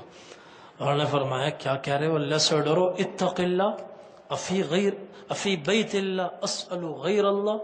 اللہ کے بندے، میں حرم میں کھڑے ہو کر، بیت اللہ کے سامنے کھڑے ہو کر اللہ کو چھوڑ کر تم سے مانگوں؟ یہ کیا تم کہہ رہے ہو؟ وہ خاموش ہو گیا. وہ طواف کر کے فارغ ہوئے، نکلے تو پیچھے پھر دوڑتا ہوا آیا کہ جی اب تو سامنے بیت اللہ نہیں ہے، اب تو اپنی کچھ ضرورت حاجت بتائیں. فرمایا ہاں اب بتا سکتا ہوں. تو مجھے یہ بتاؤ، میری دنیا کی ضرورت پوری کرو گے یا آخرت کی پوری کرو گے؟ اس نے کہا جی آخرت کی میں کیا پوری کر سکتا ہوں، دنیا کی پوری کروں گا. تو انہوں نے فرمایا ما سألت من یملکها فکیف من لا یملکها. دنیا تو میں نے کبھی اس سے نہیں مانگی جو دنیا کا مالک ہے، اس سے ہمیشہ ہم نے آخرت مانگی ہے، جو کہ دنیا کی ہماری نظر میں کوئی وقعت نہیں ہے. دنیا تو کبھی اللہ سے نہیں مانگی، تم سے میں کہاں سے مانگوں؟ تو ہماری دعائیں ساری دنیا تک محدود ہوتی ہیں، جبکہ انسان کی بڑی حاجتیں، ضرورتیں موت کے بعد شروع ہوتی ہیں. تو آخرت کے لیے پہلے مانگیں، پھر دنیا کی مانگیں. آخرت بن گئی تو دنیا خود بخود بن جائے گی. تو حضرت امام ابو حنیفہ رحمۃ اللہ علیہ نے جب نظر پڑی، ان سے منقول ہے، انہوں نے کیا دعا کی؟ انہوں نے یہ دعا کی یا اللہ تا آخر حیات، تا آخر زندگی میں جب جس وقت جہاں جس حال میں آپ سے جو دعا کروں، یا اللہ میری وہ ساری دعائیں قبول فرما. پہلی نظر پر ایسا چھکا مارا کہ زندگی بھر کی ساری دعائیں انہوں نے قبول کروا لی. تو یہ قبولیت کا خاص وقت ہے اور کھڑے کھڑے دعا کریں، بیٹھے نہیں، اور پھر دعا کرنے کے بعد آگے بڑھیں اور اب طواف کی تیاری کریں۔ اور یہاں تحیت المسجد ادا نہیں کرنی، ہر مسجد کا تحیہ ہے، اور مسجد الحرام کا تحیہ طواف ہے، مسجد الحرام کا تحیہ طواف ہے۔ اور تحیہ کب ہوتا ہے؟ وہ بیٹھنے سے پہلے ہوتا ہے۔ حضور نے فرمایا اذا دخل احدکم المسجد فلیصلی رکعتین قبل ان یجلس، جب کوئی آدمی مسجد میں آئے بیٹھنے سے پہلے 2 رکعت ادا کرے، یہ تحیت المسجد ہے۔ تو وہاں جب جائیں گے تو بیٹھنے سے پہلے ہم نے طواف کرنا ہے، اور بعد میں بھی جب آپ نفلی طواف کریں تو بیٹھنے سے پہلے نفلی طواف کریں، پھر جہاں بیٹھنا ہے آپ بیٹھ جائیں۔ اب طواف کی تیاری ہے۔ طواف کی تیاری کیا ہے کہ مطاف میں داخل ہوں، اور مختلف منزلوں میں طواف ہوتا ہے۔ اپنی طبیعت کے اعتبار سے آپ مطاف میں آنا چاہیں یا باب الملک عبدالعزیز سے اندر اس زمینی فلور پر بھی طواف کا انتظام ہے، اور چھت پر بھی طواف کا انتظام ہے۔ جہاں بھی آپ طواف کے لیے آئیں سب سے پہلے حجر اسود کے سامنے آئیں اور اس سے ذرا پیچھے ہٹ کر کھڑے ہوں، اور اس میں سب سے پہلے اپنی چادر کو داہنے کندھے سے نکال کر اس کے دونوں پلو پکڑ کر اس کو بائیں کندھے پر ڈالیں، داہنے کندھے کے نیچے سے چادر کو گزاریں اور اس کے دونوں پلو پکڑیں اور اس کو بائیں کندھے پر ڈال دیں۔ اس عمل کو کہتے ہیں استباع، اس عمل کو استباع کہتے ہیں، اس عمل کا نام ہے استباع۔ استباع کیا ہے کہ چادر کو، جیسے یہ دیکھ رہے ہیں تصویر میں، داہنا کندھا کھلا ہوا ہے، اور اس چادر کو اس کے داہنے کندھے کے نیچے سے نکالنا ہے اور اس کے دونوں پلو پکڑنے ہیں، دونوں پلو پکڑ کر اس بائیں کندھے پر ڈال دیں گے، تو یہ استباع ہے۔ جس طواف کے بعد سعی ہو اس طواف میں استباع مسنون ہے۔ اور طواف جب شروع کریں گے تو پہلے 3 چکروں میں رمل کرنا ہے۔ تو سب سے پہلے تو ہم استباع کریں گے، پھر نیت کریں گے طواف کی کہ یا اللہ میں عمرے کے طواف کی نیت کرتا ہوں، اس کو میرے لیے آسان فرما اور اس کو میرے لیے قبول فرما۔ اس کے بعد استقبال اور استلام ہے۔ استقبال کیا ہے کہ بالکل کھسک کر حجر اسود کے سامنے آ جائیں، اور حجر اسود کے سامنے آنے کا طریقہ یہ ہے کہ سامنے کونے کو بھی دیکھیں، حجر اسود والا کونا، اور پیچھے دیکھیں سبز لائٹ ہوگی، اپنے آپ کو اس کونے اور سبز لائٹ کے درمیان کھڑا کریں تو آپ بالکل حجر اسود کے سامنے آ گئے۔ تو حجر اسود کے سامنے آ کر استقبال کریں، یعنی دونوں ہاتھ اپنے کانوں تک اٹھائیں اور کہیں بسم اللہ اللہ اکبر وللہ الحمد والصلاة والسلام علی رسول اللہ۔ جیسے نماز میں ہاتھ کانوں تک اٹھاتے ہیں اور ہتھیلیوں کا رخ حجر اسود کی طرف ہو، بیت اللہ کی طرف ہو، اس طریقے سے بسم اللہ اللہ اکبر وللہ الحمد والصلاة والسلام علی رسول اللہ، یہ ہے استقبال۔ اب ہاتھ چھوڑ دیں، چھوڑنے کے بعد پھر آپ ہاتھوں کو ایسے اٹھائیں جیسے گویا حجر اسود پر رکھ دیے گئے ہیں۔ اگر اللہ تبارک و تعالیٰ کسی کو حجر اسود پر جانے کا موقع عطا فرما دیں اور وہاں ازدحام بھی نہ ہو، رش بھی نہ ہو، اور حجر اسود پر خوشبو بھی لگی ہوئی نہ ہو، تو وہ حجر اسود پر کا استلام کریں، یعنی اس کا بوسہ لے لیں، اس کو چوم لیں۔ اور اگر حجر اسود پر ازدحام ہو، مطاف کے اخیر میں کھڑا ہونا پڑے، تو استقبال کرنے کے بعد اب اگلا کام ہے استلام کا اشارہ۔ وہ کیا ہے؟ اپنے ہاتھوں کو اس طرح رکھیں گویا حجر اسود کے اوپر ہیں، اور کہیں بسم اللہ اللہ اکبر وللہ الحمد والصلاة والسلام علی رسول اللہ، یہ کہہ کر ہاتھوں کو چوم لیں، ہاتھ چوم لیں۔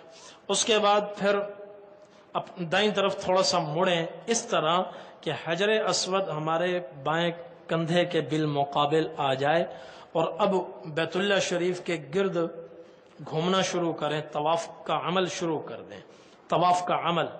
اور دوران طواف بیت اللہ کی طرف رخ بھی نہیں کرنا، بیت اللہ کی طرف پشت بھی نہیں کرنی، اور بیت اللہ کو دیکھنا نہیں ہے بلکہ سیدھا دیکھیں، سیدھا، اس لیے کہ نبی کریم صلی اللہ علیہ وسلم نے فرمایا الطواف حول البیت مثل الصلاۃ، بیت اللہ شریف کے گرد طواف وہ ایسے ہے جیسے نماز، طواف بالکل نماز کی طرح ہے، بس اتنا فرق ہے الا ان تتکلموا فی، کہ تم نماز میں بول نہیں سکتے، دوران طواف تم بول سکتے ہو۔ فمن تکلم فی فلا یتکلمن الا بخیر، اب اجازت سمجھ کر بالکل ہی بولنا شروع نہ کرنا، بلکہ فرمایا جو بولے تو خیر کی بات بولے، خیر کے سوا کچھ نہ بولے۔ اس حدیث میں حضور نے فرمایا الطواف حول البیت، طواف بیت اللہ شریف کے گرد ہوتا ہے۔ گرد اس وقت ہوتا ہے جب بیت اللہ شریف ہمارے بائیں کندھے کے بالمقابل ہو، منہ رخ سامنے کر دیں گے تو اب بیت اللہ کے گرد طواف نہیں ہو سکتا، پشت ہوگی تب بھی بیت اللہ کے گرد طواف نہیں ہوگا، گرد اسی وقت ہوگا جیسے جب وہ ہمارے بائیں کندھے کے بالمقابل ہوگا۔ تو ہمارا طواف اب شروع ہو گیا۔ اس میں ہم نے سب سے پہلے استباع کیا، پھر استقبال کیا، کانوں تک ہاتھ اٹھائے، اور اس کے بعد استعلام کا اشارہ کیا، ہاتھ ایسے رکھے جیسے گویا حجر اسود کے اوپر ہیں، اور بسم اللہ اللہ اکبر وللہ الحمد والصلاة والسلام علی رسول اللہ اشہد ان لا الہ الا اللہ واشہد ان محمد رسول اللہ۔ یہ یاد ہو تو بہت اچھی بات ہے، ورنہ اتنا بھی کہہ دینا کافی ہے، بسم اللہ اللہ اکبر وللہ الحمد، اور طواف شروع کریں۔ اور طواف جب آگے بڑھیں گے، دروازے کی طرف چلیں گے، تو دوسرے کونے سے حتیم شروع ہوگی۔ یہ طواف حتیم سمیت ہوگا، حتیم اور بیت اللہ کے درمیان سے نہیں گزر سکتے، بلکہ حتیم سمیت ہوگا۔ ہمارے چکر کے اندر جیسے بیت اللہ آئے ایسے ہی پوری حتیم بھی اندر آ جائے۔ تو حتیم سے آگے ایک تیسرا کونا آئے گا جہاں حتیم ختم ہوگی، پھر اس کے بعد ایک چوتھا کونا آ رہا ہے، اس چوتھے کونے کا نام ہے رکن یمانی۔ پہلا کونا حجر اسود کہلاتا ہے، اور دوسرا کونا رکن عراقی کہلاتا ہے چونکہ اس کی طرف عراق ہے، تیسرا کونا رکن شامی کہلاتا ہے، اس کی طرف شام ہے، اور چوتھا کونا رکن یمانی کہلاتا ہے۔ اس رکن یمانی کی علامت یہ ہے کہ کونے کے نیچے آپ دیکھیں گے کہ پردہ تھوڑا سا کٹا ہوا ہوگا اور یہ حصہ کھلا ہوا ہوگا، تو بیت اللہ کے دو کونے ایسے ہیں کہ جن کو ہاتھ لگانا مسنون ہے، ایک حجر اسود اور دوسرا رکن یمانی، اور دونوں میں فرق یہ ہے کہ حجر اسود کو ہاتھ لگا کر حجر اسود کا بوسہ ہے یا ہاتھ لگا کر اس کا بوسہ ہے، مگر رکن یمانی کو صرف ہاتھ لگانا ہے، بوسہ لینا اور اس کو چومنا، ہاتھ کو چومنا یا اس کونے کو چومنا، یہ کسی حدیث سے، کسی صحابی کے عمل سے ثابت نہیں ہے، کسی صحابی کے عمل سے ثابت۔ اس لیے دونوں ہاتھ لگائیں یا ایک ہاتھ لگائیں، بشرط ہے کہ وہاں خوشبو نہ ہو۔ عام طور پر وہاں بھی خوشبو ہوتی ہے اور حجر اسود میں بھی خوشبو ہوتی ہے، تو دوران احرام حجر اسود اور اس رکن یمانی کو ہاتھ لگانے سے بچیں۔ تو تیسرے کونے سے جب ہم گزریں گے، رکن یمانی سے چوتھے کونے سے گزریں گے اور پہلے کونے کی طرف جب جا رہے ہوں گے تو بیچ میں یہ ذکر مسنون ہے، ربنا آتنا فی الدنیا حسنہ وفی الآخرۃ حسنہ وقنا عذاب النار، اور اس کے ساتھ ایک دعا کا اضافہ کر لیں، اللہم انی اسألک العفو والعافیہ فی الدنیا والآخرہ، ربنا آتنا فی الدنیا حسنہ وفی الآخرۃ حسنہ وقنا عذاب النار، یہ دعا۔ اور اس کے بعد پھر پہلا کونا آئے گا حجر اسود کا ہے، حجر اسود، تو حجر اسود پر جب ہم آئیں گے پھر حجر اسود کی طرف رخ کر کے استعلام کا اشارہ کریں گے، بسم اللہ اللہ اکبر وللہ الحمد والصلاة والسلام علی رسول اللہ۔ یہ بھی ہمارا ایک چکر ہو گیا، اب دوسرا چکر لگانا ہے، پھر تیسرا، پھر چوتھا، پھر پانچواں، اس طرح 7 چکر، اور ہر چکر کے اختتام پر استعلام کرنا ہے، یعنی اس کی طرف ہاتھ کر کے بسم اللہ اللہ اکبر وللہ الحمد، یہ دعا ہم نے پڑھنی ہے۔ جب 7 چکر پورے ہو جائیں، 7 چکروں کے اختتام تک ہمارے 8 استعلام ہو جائیں گے، 8 استعلام ہو جائیں گے، اور یہ حجر اسود کا کونا ہے، یہ 8 استعلام ہو جائیں گے۔ ایک استعلام سب سے پہلے اور ایک استعلام ہر چکر کے اختتام پر. جب 8 استعلام ہو جائیں تو اب طواف مکمل ہو گیا. اب آ جائیں ملتزم پر. اگر وہاں خوشبو نہ ہو تو وہاں پر دعا کریں. اگر خوشبو ہو تو پھر اس کو بھی چھوڑ دیں اور مقام ابراہیم کے پیچھے آ جائیں. مقام ابراہیم اس کے پیچھے آ کر وہاں جگہ ملے تو وہاں کھڑے ہو جائیں، ورنہ پورے حرم میں کہیں جگہ مل جائے وہاں پر 2 رکعت نماز پڑھیں. مقام ابراہیم کے پیچھے آ کر قرآن کریم کی یہ آیت پڑھیں وَاتَّخِذُوا مِن مَقَامِ إِبْرَاهِيمَ مُصَلًّى. یہ دعا یہ قرآن کریم کی آیت پڑھیں اور پھر کھڑے ہو کر 2 رکعت نماز پڑھیں. ان 2 رکعتوں میں کوئی بھی سورت پڑھی جا سکتی ہے، مگر نبی کریم صلی اللہ علیہ وسلم سے اس موقع پر 2 رکعتوں میں جو قرات ثابت ہے، فاتحہ کے بعد پہلی رکعت میں سورۃ الکافرون اور دوسری رکعت میں سورہ فاتحہ کے بعد سورۃ الاخلاص ہے. اس لیے یہ پڑھنا زیادہ بہتر ہے. نماز پڑھ کر دعا کریں اور پھر پیچھے آئیں. مطاف کے اختتام تک آپ دیکھیں گے کچھ آب زمزم کے کولر رکھے ہوں گے، وہاں آب زمزم پئیں اور آب زمزم پئیں اور دعا پڑھیں اللہم انی اسألک علما نافعا ورزقا واسعا وشفاء من کل داء. یا اللہ میں آپ سے دعا کرتا ہوں کہ مجھے علم نافع عطا فرما اور وسیع رزق عطا فرما، ہر بیماری سے شفا عطا فرما. یہ اس موقع کی خاص دعا ہے. دوسری بھی دعائیں کی جا سکتی ہیں اور ایک دعا ہر موقع پر کریں. یا اللہ اس موقع پر نبی کریم صلی اللہ علیہ وسلم نے خیر کی جتنی چیزیں مانگی میں آپ سے دعا کرتا ہوں مجھے وہ سب عطا فرما. اور اس موقع پر جناب نبی کریم صلی اللہ علیہ وسلم نے جن شرور و فتن سے پناہ مانگی، یا اللہ میں بھی پناہ مانگتا ہوں مجھے پناہ عطا فرما. دعا کریں اور اس کے بعد اب سعی کی تیاری کریں. اور مطاف کے اختتام پر آپ دیکھیں گے پیچھے ایک جگہ نظر آئے گی جس میں لکھا ہوتا ہے الی الصفا. الی الصفا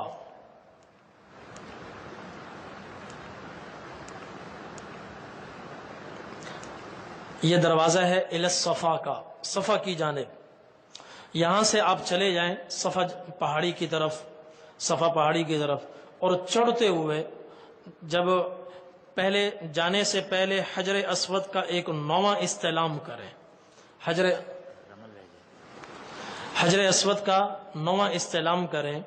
اور پچھلا جو طواف ہوا ہے طواف کے پہلے 3 چکروں میں رمل بھی ہے. رمل کہتے ہیں ذرا اکڑ کر چلنا اور کندھے ہلاتے ہوئے چلنا پہلوانوں کی طرح.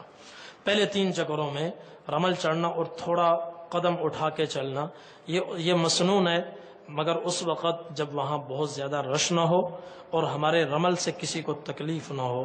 اگر رش بڑھ جائے اور ہمارے رمل کی وجہ سے کسی کو تکلیف ہو تو پھر رمل کو موقوف کر دیں اور اپنے آپ کو حتی الامکان ایذا سے بچائیں. اور طواف کی تکمیل کے بعد صفا کی طرف جانے سے پہلے ایک مرتبہ پھر حجر اسود پر آئیں اور اس کا استعلام کریں. حجر اسود کا استعلام کریں. بسم اللہ اللہ اکبر وللہ الحمد والصلاة والسلام علی رسول اللہ یہ کہہ کر پھر صفا کی طرف نکل جائیں. اور صفا پہاڑی پر چڑھتے ہوئے قرآن کریم کی یہ آیت پڑھیں ان الصفا والمروہ من شعائر اللہ فمن حج البیت او اعتمر فلا جناح علیہ ان یطوف بہما ومن تطوع خیرا فإن اللہ شاکر علیم. یہ آیت پڑھیں اور اس کے بعد کہیں ابدأ بما بدأ اللہ بہ، چڑھتے ہوئے، چڑھ کر نہیں چڑھتے ہوئے. ابدأ بما بدأ اللہ بہ، اس جملے کا مطلب یہ ہے کہ میں اب سعی شروع کرنے لگا ہوں اور سعی کا آغاز اس پہاڑی سے کر رہا ہوں جس پہاڑی کا تذکرہ اللہ تبارک و تعالی نے قرآن کریم میں پہلے فرمایا. اور جب صفا پہاڑی پر چڑھ جائیں پھر بیت اللہ کی طرف رخ کریں. بیت اللہ کی طرف رخ کر کے اللہ اکبر اللہ اکبر اللہ اکبر لا الہ الا اللہ لا الہ الا اللہ وحدہ لا شریک لہ لہ الملک ولہ الحمد وہو علی کل شیء قدیر لا الہ الا اللہ وحدہ انجز وعدہ ونصر عبدہ وہزم الاحزاب وحدہ. یہ پڑھ کر درود شریف پڑھیں اور پھر ہاتھ اٹھائیں دعا کریں. دعا سے فارغ ہو جائیں پھر دوبارہ کہیں اللہ اکبر اللہ اکبر اللہ اکبر لا الہ الا اللہ وحدہ لا شریک لہ لہ الملک ولہ الحمد یحیی ویمیت وہو علی کل شیء قدیر لا الہ الا اللہ وحدہ انجز وعدہ ونصر عبدہ وہزم الاحزاب وحدہ. اس کے بعد درود شریف پڑھیں پھر دعا کریں. دعا سے فارغ ہو کر پھر دوبارہ یہ پڑھیں اللہ اکبر اللہ اکبر، یہ پوری دعا، یہ پورا ذکر دوبارہ کریں. نبی کریم صلی اللہ علیہ وسلم نے اس موقع پر یہ عمل 3 مرتبہ فرمایا. قرآن کریم کی آیت 1 مرتبہ ہے، اس کے بعد اگلا ذکر 3 مرتبہ ہے، اور ہر مرتبہ بیچ میں دعا آ رہی ہے. پھر صفا سے چلیں مروہ کی طرف. کوئی 50 قدم چلنے کے بعد آگے سبز لائٹ آئے گی، سبز لائٹ. جب پہلی 2 سبز لائٹیں آئیں گی، پہلی سبز لائٹ کے قریب پہنچیں تو دوڑ کی تیاری کریں، اور جیسے ہی سبز لائٹ سے گزریں تو تیز رفتاری سے وہاں سے گزریں، تیزی کے ساتھ وہاں سے دوڑیں. نبی کریم صلی اللہ علیہ وسلم اس مقام پر بڑی تیزی سے دوڑے تھے.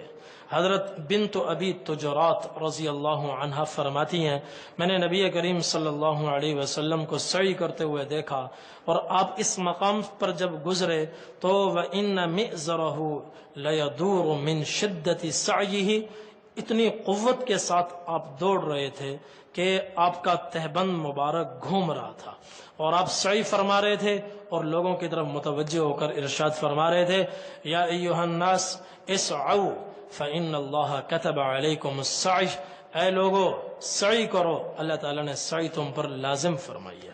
تو دوڑتے ہوئے جب دوسری سبز لائٹ آئے تو وہاں پر دوڑنا موقوف کریں، پھر آگے وہاں سے مروہ تک عام چال سے چلتے ہوئے جائیں.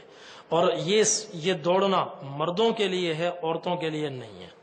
مردوں کے لیے ہے، عورتوں کے لیے نہیں ہے. طواف کے اندر رمل وہ بھی مردوں کے لیے ہے، عورتوں کے لیے نہیں ہے. استباع مردوں کے لیے ہے، عورتوں کے لیے نہیں ہے. یہ دوڑنا مردوں کے لیے ہے، عورتوں کے لیے نہیں ہے. عورتیں پوری سعی میں اپنی عام درمیانی رفتار سے چلتی رہیں گی. مروہ پر پہنچ کر وہ سب کچھ کریں جو صفا پر کیا، یعنی 3 مرتبہ وہ ذکر کرنا، ہر مرتبہ درمیان میں درود شریف پڑھ کر دعا کرنا. جو صفا پر کیا سوائے قرآن کی آیت کے وہ سارا ذکر اللہ اکبر اللہ اکبر اللہ اکبر، لا الہ الا اللہ وحدہ لا شریک لہ لہ الملک ولہ الحمد یحیی ویمیت وہو علی کل شیء قدیر، لا الہ الا اللہ وحدہ انجز وعدہ ونصر عبدہ وہزم الاحزاب وحدہ. یہ سعی ہے. تو یہ عمل وہ کریں مروہ پر، یہ عمل. پھر مروہ تک پہنچ کر 1 چکر، مروہ سے صفا پر جائیں، صفا پر یہ عمل دوبارہ دہرانا ہے، اور صفا پر یہ دوسرا چکر ہو گیا. پھر وہاں سے مروہ تک تیسرا، پھر یہاں سے صفا تک چوتھا. اس طریقے سے 7 چکر پورے کرنے ہیں. اور پہلا چکر شروع ہوگا صفا سے، اختتام ہوگا مروہ تک. اور ہر مرتبہ صفا پر آئیں یا مروہ پر آئیں یہ ذکر اور درود شریف اور دعا کرنی ہے. مروہ پر جب 7واں چکر ہوگا تو سعی مکمل ہو گئی. اور ہر مرتبہ ہر چکر میں ان 2 سبز لائٹوں کے درمیان، جس کو میلین اخضرین کہتے ہیں، مردوں کو دوڑنا ہے. اس میں کوئی بھی دعا کر سکتے ہیں، لیکن یہ دعا کرنا بہتر ہے. اسلاف سے منقول ہے رب اغفر ورحم انت الاعز الاکرم، رب اغفر ورحم انت الاعز الاکرم. یہ دعا مجھے کسی حدیث میں نہیں ملی، لیکن ہمارے بزرگوں سے اسلاف سے یہ دعا منقول ہے. مروہ پر جب ہمارے 7 چکر پورے ہو جائیں تو اس کے بعد اللہ تعالیٰ نے عمرہ مکمل کروا دیا، طواف بھی ہو گیا، سعی بھی ہو گئی. اب صرف سلام پھیرنا باقی ہے، حلق یا قصر کروانا باقی ہے. باقی عمل پورا ہو گیا. تو یہ بہت بڑی اللہ تعالیٰ نے سعادت عطا فرمائی. تو اس کا شکرانہ ادا کرنا چاہیے. اور وہ شکرانہ کیا ہے؟ 2 رکعت نفل نماز پڑھیں، 2 رکعت نفل نماز پڑھیں. بعض لوگ اس کو لازم سمجھتے ہیں، لازم نہیں سمجھنا چاہیے. اور بعض لوگ ان 2 رکعتوں پر اعتراض کرتے ہیں کہ جی حج کی کسی حدیث میں مروہ پر 2 رکعتوں کا ذکر نہیں ملتا. تو جواب اس کا یہ ہے کہ حج کی حدیثوں کی وجہ سے یہ 2 رکعت نہیں پڑھی جا رہی، بلکہ نبی کریم صلی اللہ علیہ وسلم کی زندگی کے عام معمول سے یہ 2 رکعتیں ثابت ہیں. آپ صلی اللہ علیہ وسلم اور صحابہ کا عمل یہ تھا کہ جب اللہ تبارک و تعالیٰ کوئی بڑی نعمت سعادت عطا فرماتے تو آپ صلی اللہ علیہ وسلم شکرانے کے نفل ادا فرما. اور یہ کوئی کم سعادت نہیں ہے، بہت بڑی سعادت ہے. اس لیے یہ مستحب ہے شکرانے کے 2 نفل پڑھے جائیں.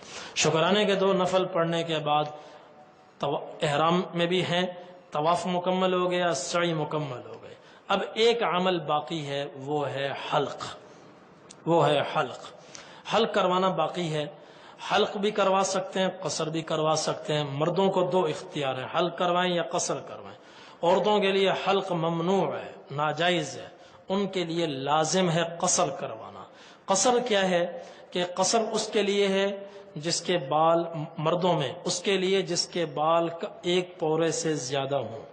تو قصر کا طریقہ یہ ہے کہ چوتھائی سر کے بال انگلی کے ایک پورے کے برابر کاٹ دیے جائیں کم از کم، یا پورے سر کے بال، بہتر یہ پورے سر کے بال انگلی کے ایک پورے کے برابر کاٹ دیے جائیں، یہ قصر ہے۔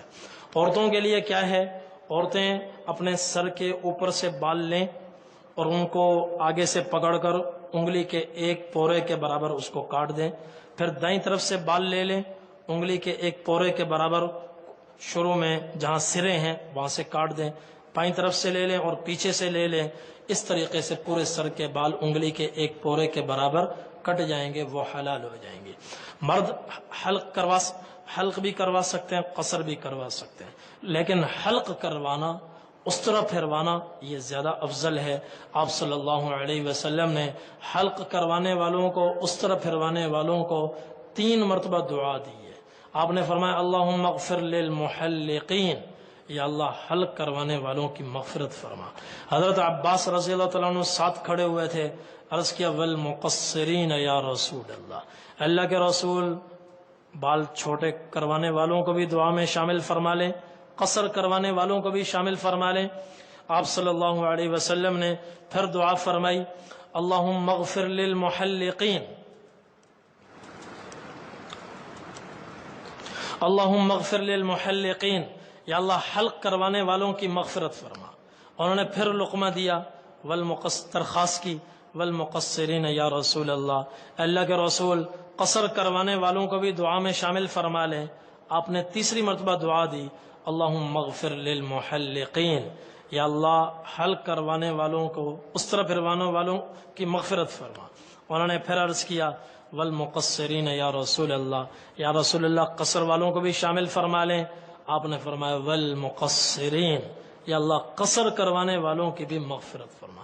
تو 3 مرتبہ دعا آئی ہے حلق والوں کے لیے، اور 1 مرتبہ دعا آئی ہے قصر والوں کے لیے۔ تو اس لیے حلق کروانا یہ افضل ہے، حلق کروانا افضل ہے۔ تو حلق کروانے کے بعد اب ہم احرام سے حلال ہو گئے، اس کے بعد اپنے سلے ہوئے کپڑے بھی استعمال کر سکتے ہیں، خوشبو بھی لگا سکتے ہیں۔ احرام کی وجہ سے جو چیزیں ممنوع ہوئی تھیں وہ ساری چیزیں حلال ہو گئیں۔ احرام سے پہلے جو چیزیں حرام تھیں وہ اب بھی حرام ہیں، لہذا بےہودہ گوئی، گناہ، اور اسی طرح جھگڑا، فساد، یہ پہلے بھی حرام تھا، اب بھی حرام ہے۔ اور اب 8 ذی الحجہ تک کا انتظار ہے، اس عرصے میں زیادہ سے زیادہ وقت حرم شریف میں گزاریں اور زیادہ سے زیادہ طواف کریں، زیادہ سے زیادہ عمرے کریں۔ طواف کی بڑی فضیلت ہے، عمرے کی بڑی فضیلت ہے، طواف کی بڑی فضیلت ہے۔ اب نفلی طواف میں اب کوئی پابندی نہیں ہے، نفلی طواف کے اندر احرام ضروری نہیں ہے، نفلی طواف میں رمل بھی نہیں ہے، نفلی طواف میں استباع بھی نہیں ہے، بس وہ حجر اسود سے شروع ہوتا ہے، جیسے عمرے کا طواف میں نے بتایا بالکل اسی طریقے سے نفلی طواف ہے۔ 7 چکر پورے ہوں گے اور 7 چکروں کے اختتام پر 2 رکعت نماز ادا کی جائے گی، طواف مکمل ہو جائے گا۔ حضرت عبداللہ ابن عمر ابن العاص رضی اللہ تعالیٰ عنہ سے مروی ہے، آپ صلی اللہ علیہ وسلم نے ارشاد فرمایا کہ جب کوئی آدمی طواف کرتا ہے، طواف کی نیت کرتا ہے اور طواف کے لیے مطاف میں آتا ہے تو اللہ تعالیٰ کی رحمت میں داخل ہو جاتا ہے، اور جب وہ استلام کرتا ہے اور کہتا ہے بسم اللہ اللہ اکبر اشہد ان لا الہ الا اللہ وحدہ لا شریک لہ واشہد ان محمدا عبدہ ورسولہ، تو اللہ کی رحمت میں ڈوب جاتا ہے اور اللہ تعالیٰ کی رحمت اس کو ڈھانپ لیتی ہے۔ پھر جب وہ طواف شروع کرتا ہے، ہر قدم پر 70,000 نیکیاں اللہ تبارک و تعالی اس کو عطا فرماتے ہیں، اور 70,000 گناہ اس کے معاف ہوتے ہیں، 70,000 درجات اس کے بلند ہوتے ہیں، اللہ تعالیٰ اس کو عظیم اجر و ثواب عطا فرماتے ہیں۔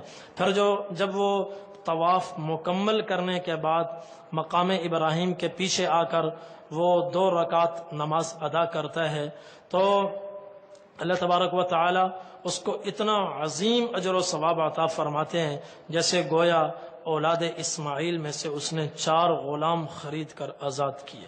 تو یہ بہت بڑی زبردست فضیلت ہے، اور یہ فضیلت دنیا میں کسی جگہ حاصل نہیں ہو سکتی، طواف کہیں نہیں ہو سکتا، عمرہ کہیں نہیں ہو سکتا۔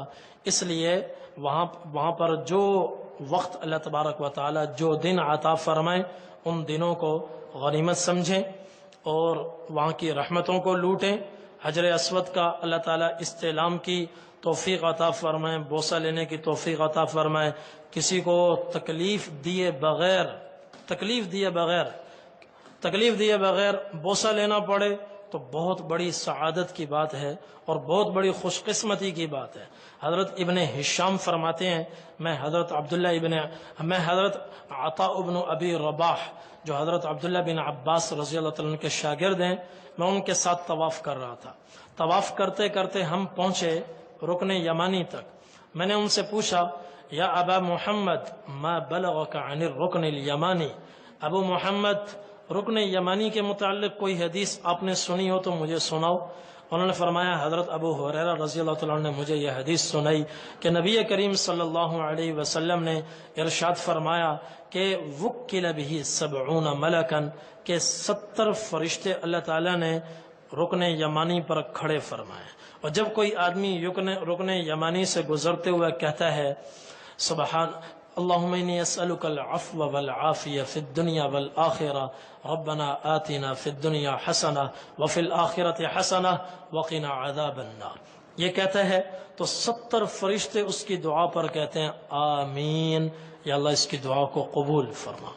پھر جب وہ چلتے ہوئے آگے پہنچے حجر اسود آیا تو انہوں نے پھر پوچھا یا ابا محمد ما بلغک عن هذا الرکن الاسود، حجر اسود کے متعلق کوئی حدیث ہو تو وہ بھی سناؤ۔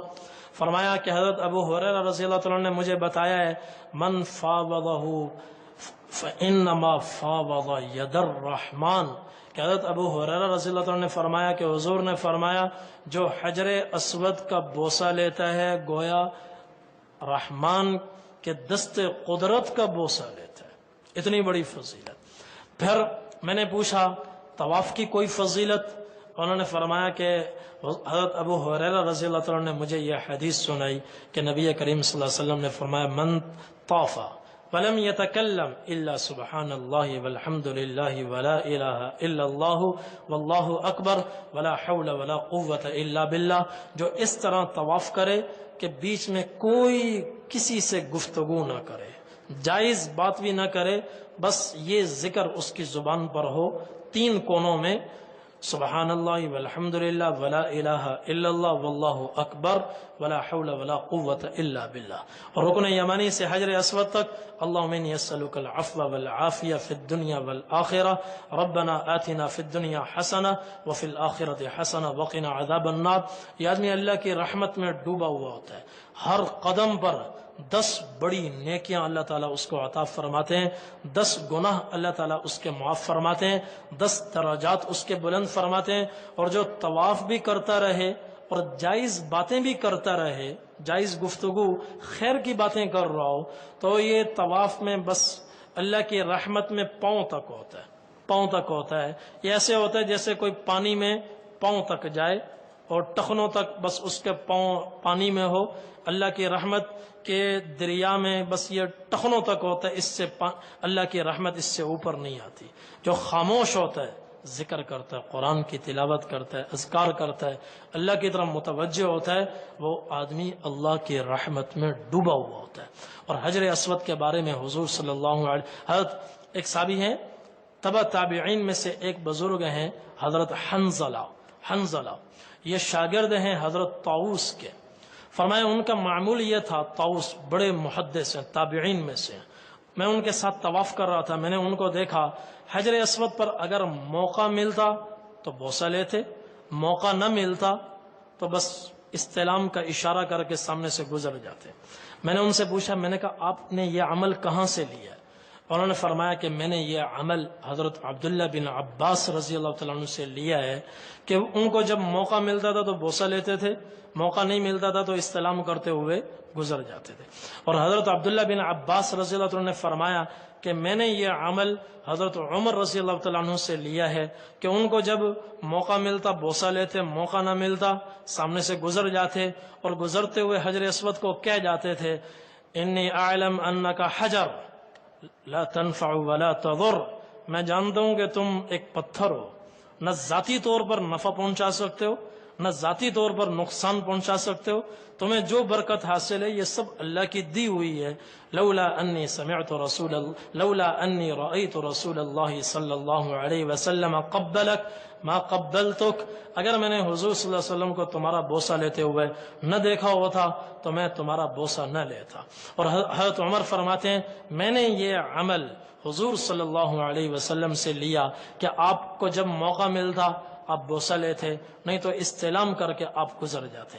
اور آپ نے حضرت عمر سے فرمایا عمر انک رجل قوی لا تزاحم علی الحجر, عمر میں دیکھ رہا ہوں تم طاقتور مضبوط آدمی ہو, خیال کرنا حجر اسود پر کسی کو دھکا نہ دے دینا, کسی کو تکلیف نہ پہنچانا, موقع ملے تو استلام کرنا ورنہ استقبال کر کے تلبی اور اللہ اکبر لا الہ الا اللہ کہتے ہوئے گزر جانا, بسم اللہ اللہ اکبر کہتے ہوئے, اور بوسہ لینے کی پھر اس وقت تمہیں ضرورت نہیں ہے. تو بوسہ لینا یہ بہت بڑی سعادت ہے. اور بعض لوگ یہاں بہت دھکم پیل کرتے ہیں, دوسروں کو دھکے دیتے ہیں. حدیث میں نبی کریم صلی اللہ علیہ وسلم نے فرمایا واللہ لیبعثنہ اللہ یوم القیامہ, اللہ کی قسم قیامت کے دن اللہ تعالی حجر اسود کو اٹھا کر محشر کے میدان میں لائیں گے. لہو عینان یبصر بہما, اس وقت اس کی دو آنکھیں ہوں گی جس سے دیکھے گا. ولیسان ینطق بہ, اللہ اس کو زبان بھی عطا کرے گا جس سے یہ بولے گا. اور یشہد علی کل من استلمہ بحق, جس آدمی نے کسی کو تکلیف پہنچائے بغیر اس کا بوسہ لیا ہوگا قیامت کے دن یہ اس کے حق میں گواہی دے گا, اس کے حق میں گواہی دے گا. اور حضور نے فرمایا ان الرکن والمقام یاقوتتان من یاقوت الجنہ, حجر اسود ہو یا مقام ابراہیم ہو, یہ دونوں جنت کے یاقوت ہیں. اضاء اللہ طمس اللہ نورہما, ان کو اللہ نے ایسی زبردست روشنی عطا فرمائی ہے اور ان کی روشنیوں پر اللہ نے پردہ ڈالا ہے اور ان کی روشنیوں کو اللہ نے بند کر دیا ہے, بجھا دیا ہے, آف کر دیا ہے. لو لم یطمس نورہما, اگر اللہ تعالیٰ ان کی روشنی کو بجھائے نہیں, ان کا بٹن آن کر دے, لَأَضَاءَ مَا بَيْنَ الْمَشْرِقِ وَالْمَغْرِبِ, سورج نے تو صرف اس کہکشاں کو روشن کیا ہوا ہے. یہ حجر اسود اور مقام ابراہیم ان کی اتنی زبردست روشنی ہے, یہ پوری کہکشاں کیا کروڑوں اربوں کہکشائیں, خربوں سیارات, بلیک ہولز, ساری کائنات روشن ہو جائے, کہیں کسی جگہ مٹھی کے برابر, بالشت کے برابر تاریکی باقی نہ رہے, ایسی زبردست ان میں اللہ نے روشنی رکھی ہے. اور حضور نے فرمایا نزل الحجر الاسود من الجنہ, حجر اسود کو اللہ نے جنت سے اتارا. وَهُوَ أَشَدُّ بَيَاضًا مِّنَ اللَّبَنِ, جب جنت سے آیا تھا دودھ سے زیادہ سفید تھا, دودھ سے زیادہ سفید.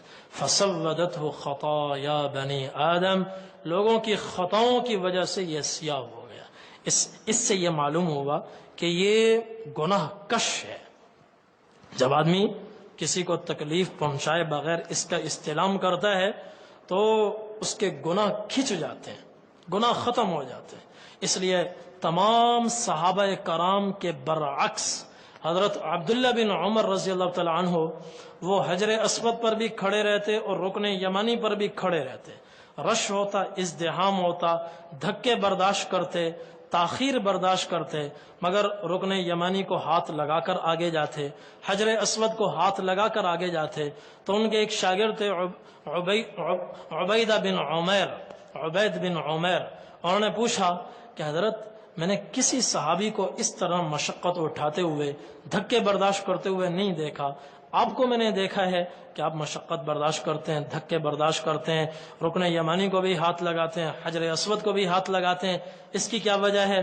تو حضرت عبداللہ ابن عمر رضی اللہ تعالی عنہ نے فرمایا کہ میں یہ دھکے کیوں نہ برداشت کروں، میں نے تو حضور صلی اللہ علیہ وسلم کو یہ ارشاد فرماتے ہوئے سنا ہے، ان مسحہما کفارۃ للخطایا، ہاتھ لگاتے ہی سارے گناہ معاف ہو جاتے ہیں۔ تو میرے لیے گناہوں کو معاف کروانے کے لیے دھکے برداشت کرنا آسان ہے، دھکے سہنا آسان ہے، اس لیے میں تمام صحابہ کرام کے برعکس، حضرت عبداللہ بن عمر رضی اللہ عنہ کا اپنا ایک معمول تھا، باقی صحابہ کرام کا وہ معمول تھا جو میں نے حضور صلی اللہ علیہ وسلم کے حوالے سے نقل کیا۔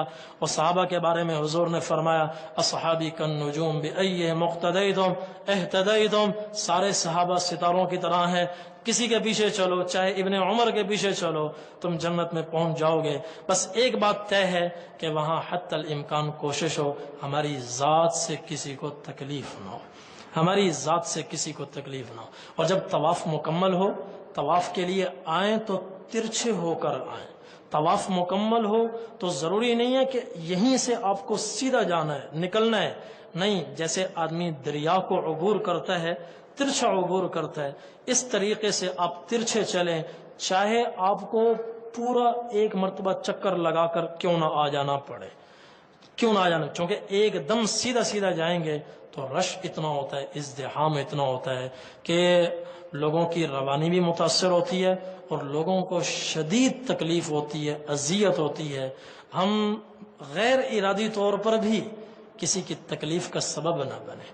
اس لیے یہ میں نے مختصر طریقہ سنت کے مطابق، آپ صلی اللہ علیہ وسلم کے طریقے کے مطابق، ارشادات کی روشنی میں عمرے کا طریقہ آپ کی خدمت میں عرض کیا ہے۔ انشاءاللہ اگلا حج کا طریقہ وہ انشاءاللہ کل آپ کی خدمت میں عرض کیا جائے گا۔ اس کے لیے مختصر بات یہ ہے کہ ایک بات ابھی سے ذہن میں رکھ لیں، جو حج کے لیے سفر ہوگا وہ روٹ آپ ذہن میں بیٹھا لیں تاکہ آپ کو کل کی باتیں سمجھ میں آ جائیں۔ سفر کا جو روٹ ہے وہ یہ ہے کہ حرم یا ہوٹل سے مینا، مینا کے بعد مزدلفہ کو چھوڑتے ہوئے عرفات، عرفات سے واپس آئیں گے مزدلفہ، مزدلفہ سے پھر مینا، مینا سے پھر حرم۔ تو ان 3-4 مقامات کا وقوع اس طرح ہے کہ حرم ہے، بیت اللہ شریف ہے، بیت اللہ سے جنوب مشرق کی طرف مینا آتا ہے، پھر مینا سے آگے مزدلفہ ہے، مزدلفہ سے آگے عرفات، حرم سے پہلے مینا، مینا سے مزدلفہ، مزدلفہ سے عرفات، اور عرفات سے جب واپس آئیں گے، اچھا یہ ہے محل وقوع۔ اور سفر کی ترتیب اس طرح ہوگی، حج کی ترتیب، حج کا جو سفر ہے اس کی ترتیب اس طرح ہوگی کہ حرم سے شروع ہوگا یا ہوٹل سے شروع ہوگا ہمارا حج کا سفر، سیدھا جائیں گے مینا، مینا سے عرفات، بیچ میں مزدلفہ آئے گا اس کو چھوڑ دینا ہے، عرفات، عرفات سے وہاں سے مغرب کو لوٹیں گے سیدھا مزدلفہ، رات مزدلفہ میں قیام ہوگا، پھر مزدلفہ سے مینا آئیں گے، رمی کریں گے، پھر وہاں سے حرم آئیں گے طواف زیارت کے لیے، پھر حرم سے مینا جائیں گے، 3 دن وہاں قیام کریں گے، رمی کریں گے، پھر اس کے بعد حرم آئیں گے۔ یہ ایک سفر کا مختصر خاکہ ہے، تفصیل انشاءاللہ اس کی کل آپ کی خدمت میں عرض کی جائے گی۔ اللہ تعالیٰ ہم سب کو توفیق عمل نصیب فرمائے۔ وآخر دعوانا الحمدللہ رب العالمین۔ اللهم لك الحمد كما أنت أهله، فصل على محمد كما أنت أهله، وافعل بنا ما أنت أهله، فإنك أنت أهل التقوى وأهل المغفرة۔ ربنا آتنا في الدنيا حسنة وفي الآخرة حسنة وقنا عذاب النار۔ ربنا ظلمنا أنفسنا وإن لم تغفر لنا وترحمنا لنكونن من الخاسرين۔ اللهم أرنا الحق حقا وارزقنا اتباعه، وأرنا الباطل باطلا وارزقنا اجتنابه۔ اللهم حجة لا رياء فيها ولا سمعة، اللهم حجة لا رياء فيها ولا سمعة۔ یا اللہ ہم سب کے صغیرہ کبیرہ گناہ معاف فرما، ہمارے یہاں بیٹھنے کہنے سننے کو قبول فرما۔ اے اللہ ہم سب کی اصلاح کا اس کو ذریعہ بنا، نجات کا ذریعہ بنا۔ لنا. اے اللہ سنت کے عین مطابق ہمیں حج مبرور ادا کرنے کی توفیق عطا فرما. بار بار مقبول حج اور مقبول عمرہ ادا کرنے کی توفیق عطا فرما. اے اللہ دنیا اور آخرت کی تمام بھلائیاں نصیب فرما. ربنا تقبل منا انك انت السميع العليم وتب علينا يا مولانا انك انت التواب الرحيم. وصلى الله تعالى على خير خلقه محمد وعلى آله واصحابه واهل بيته اجمعين برحمتك يا ارحم الراحمين.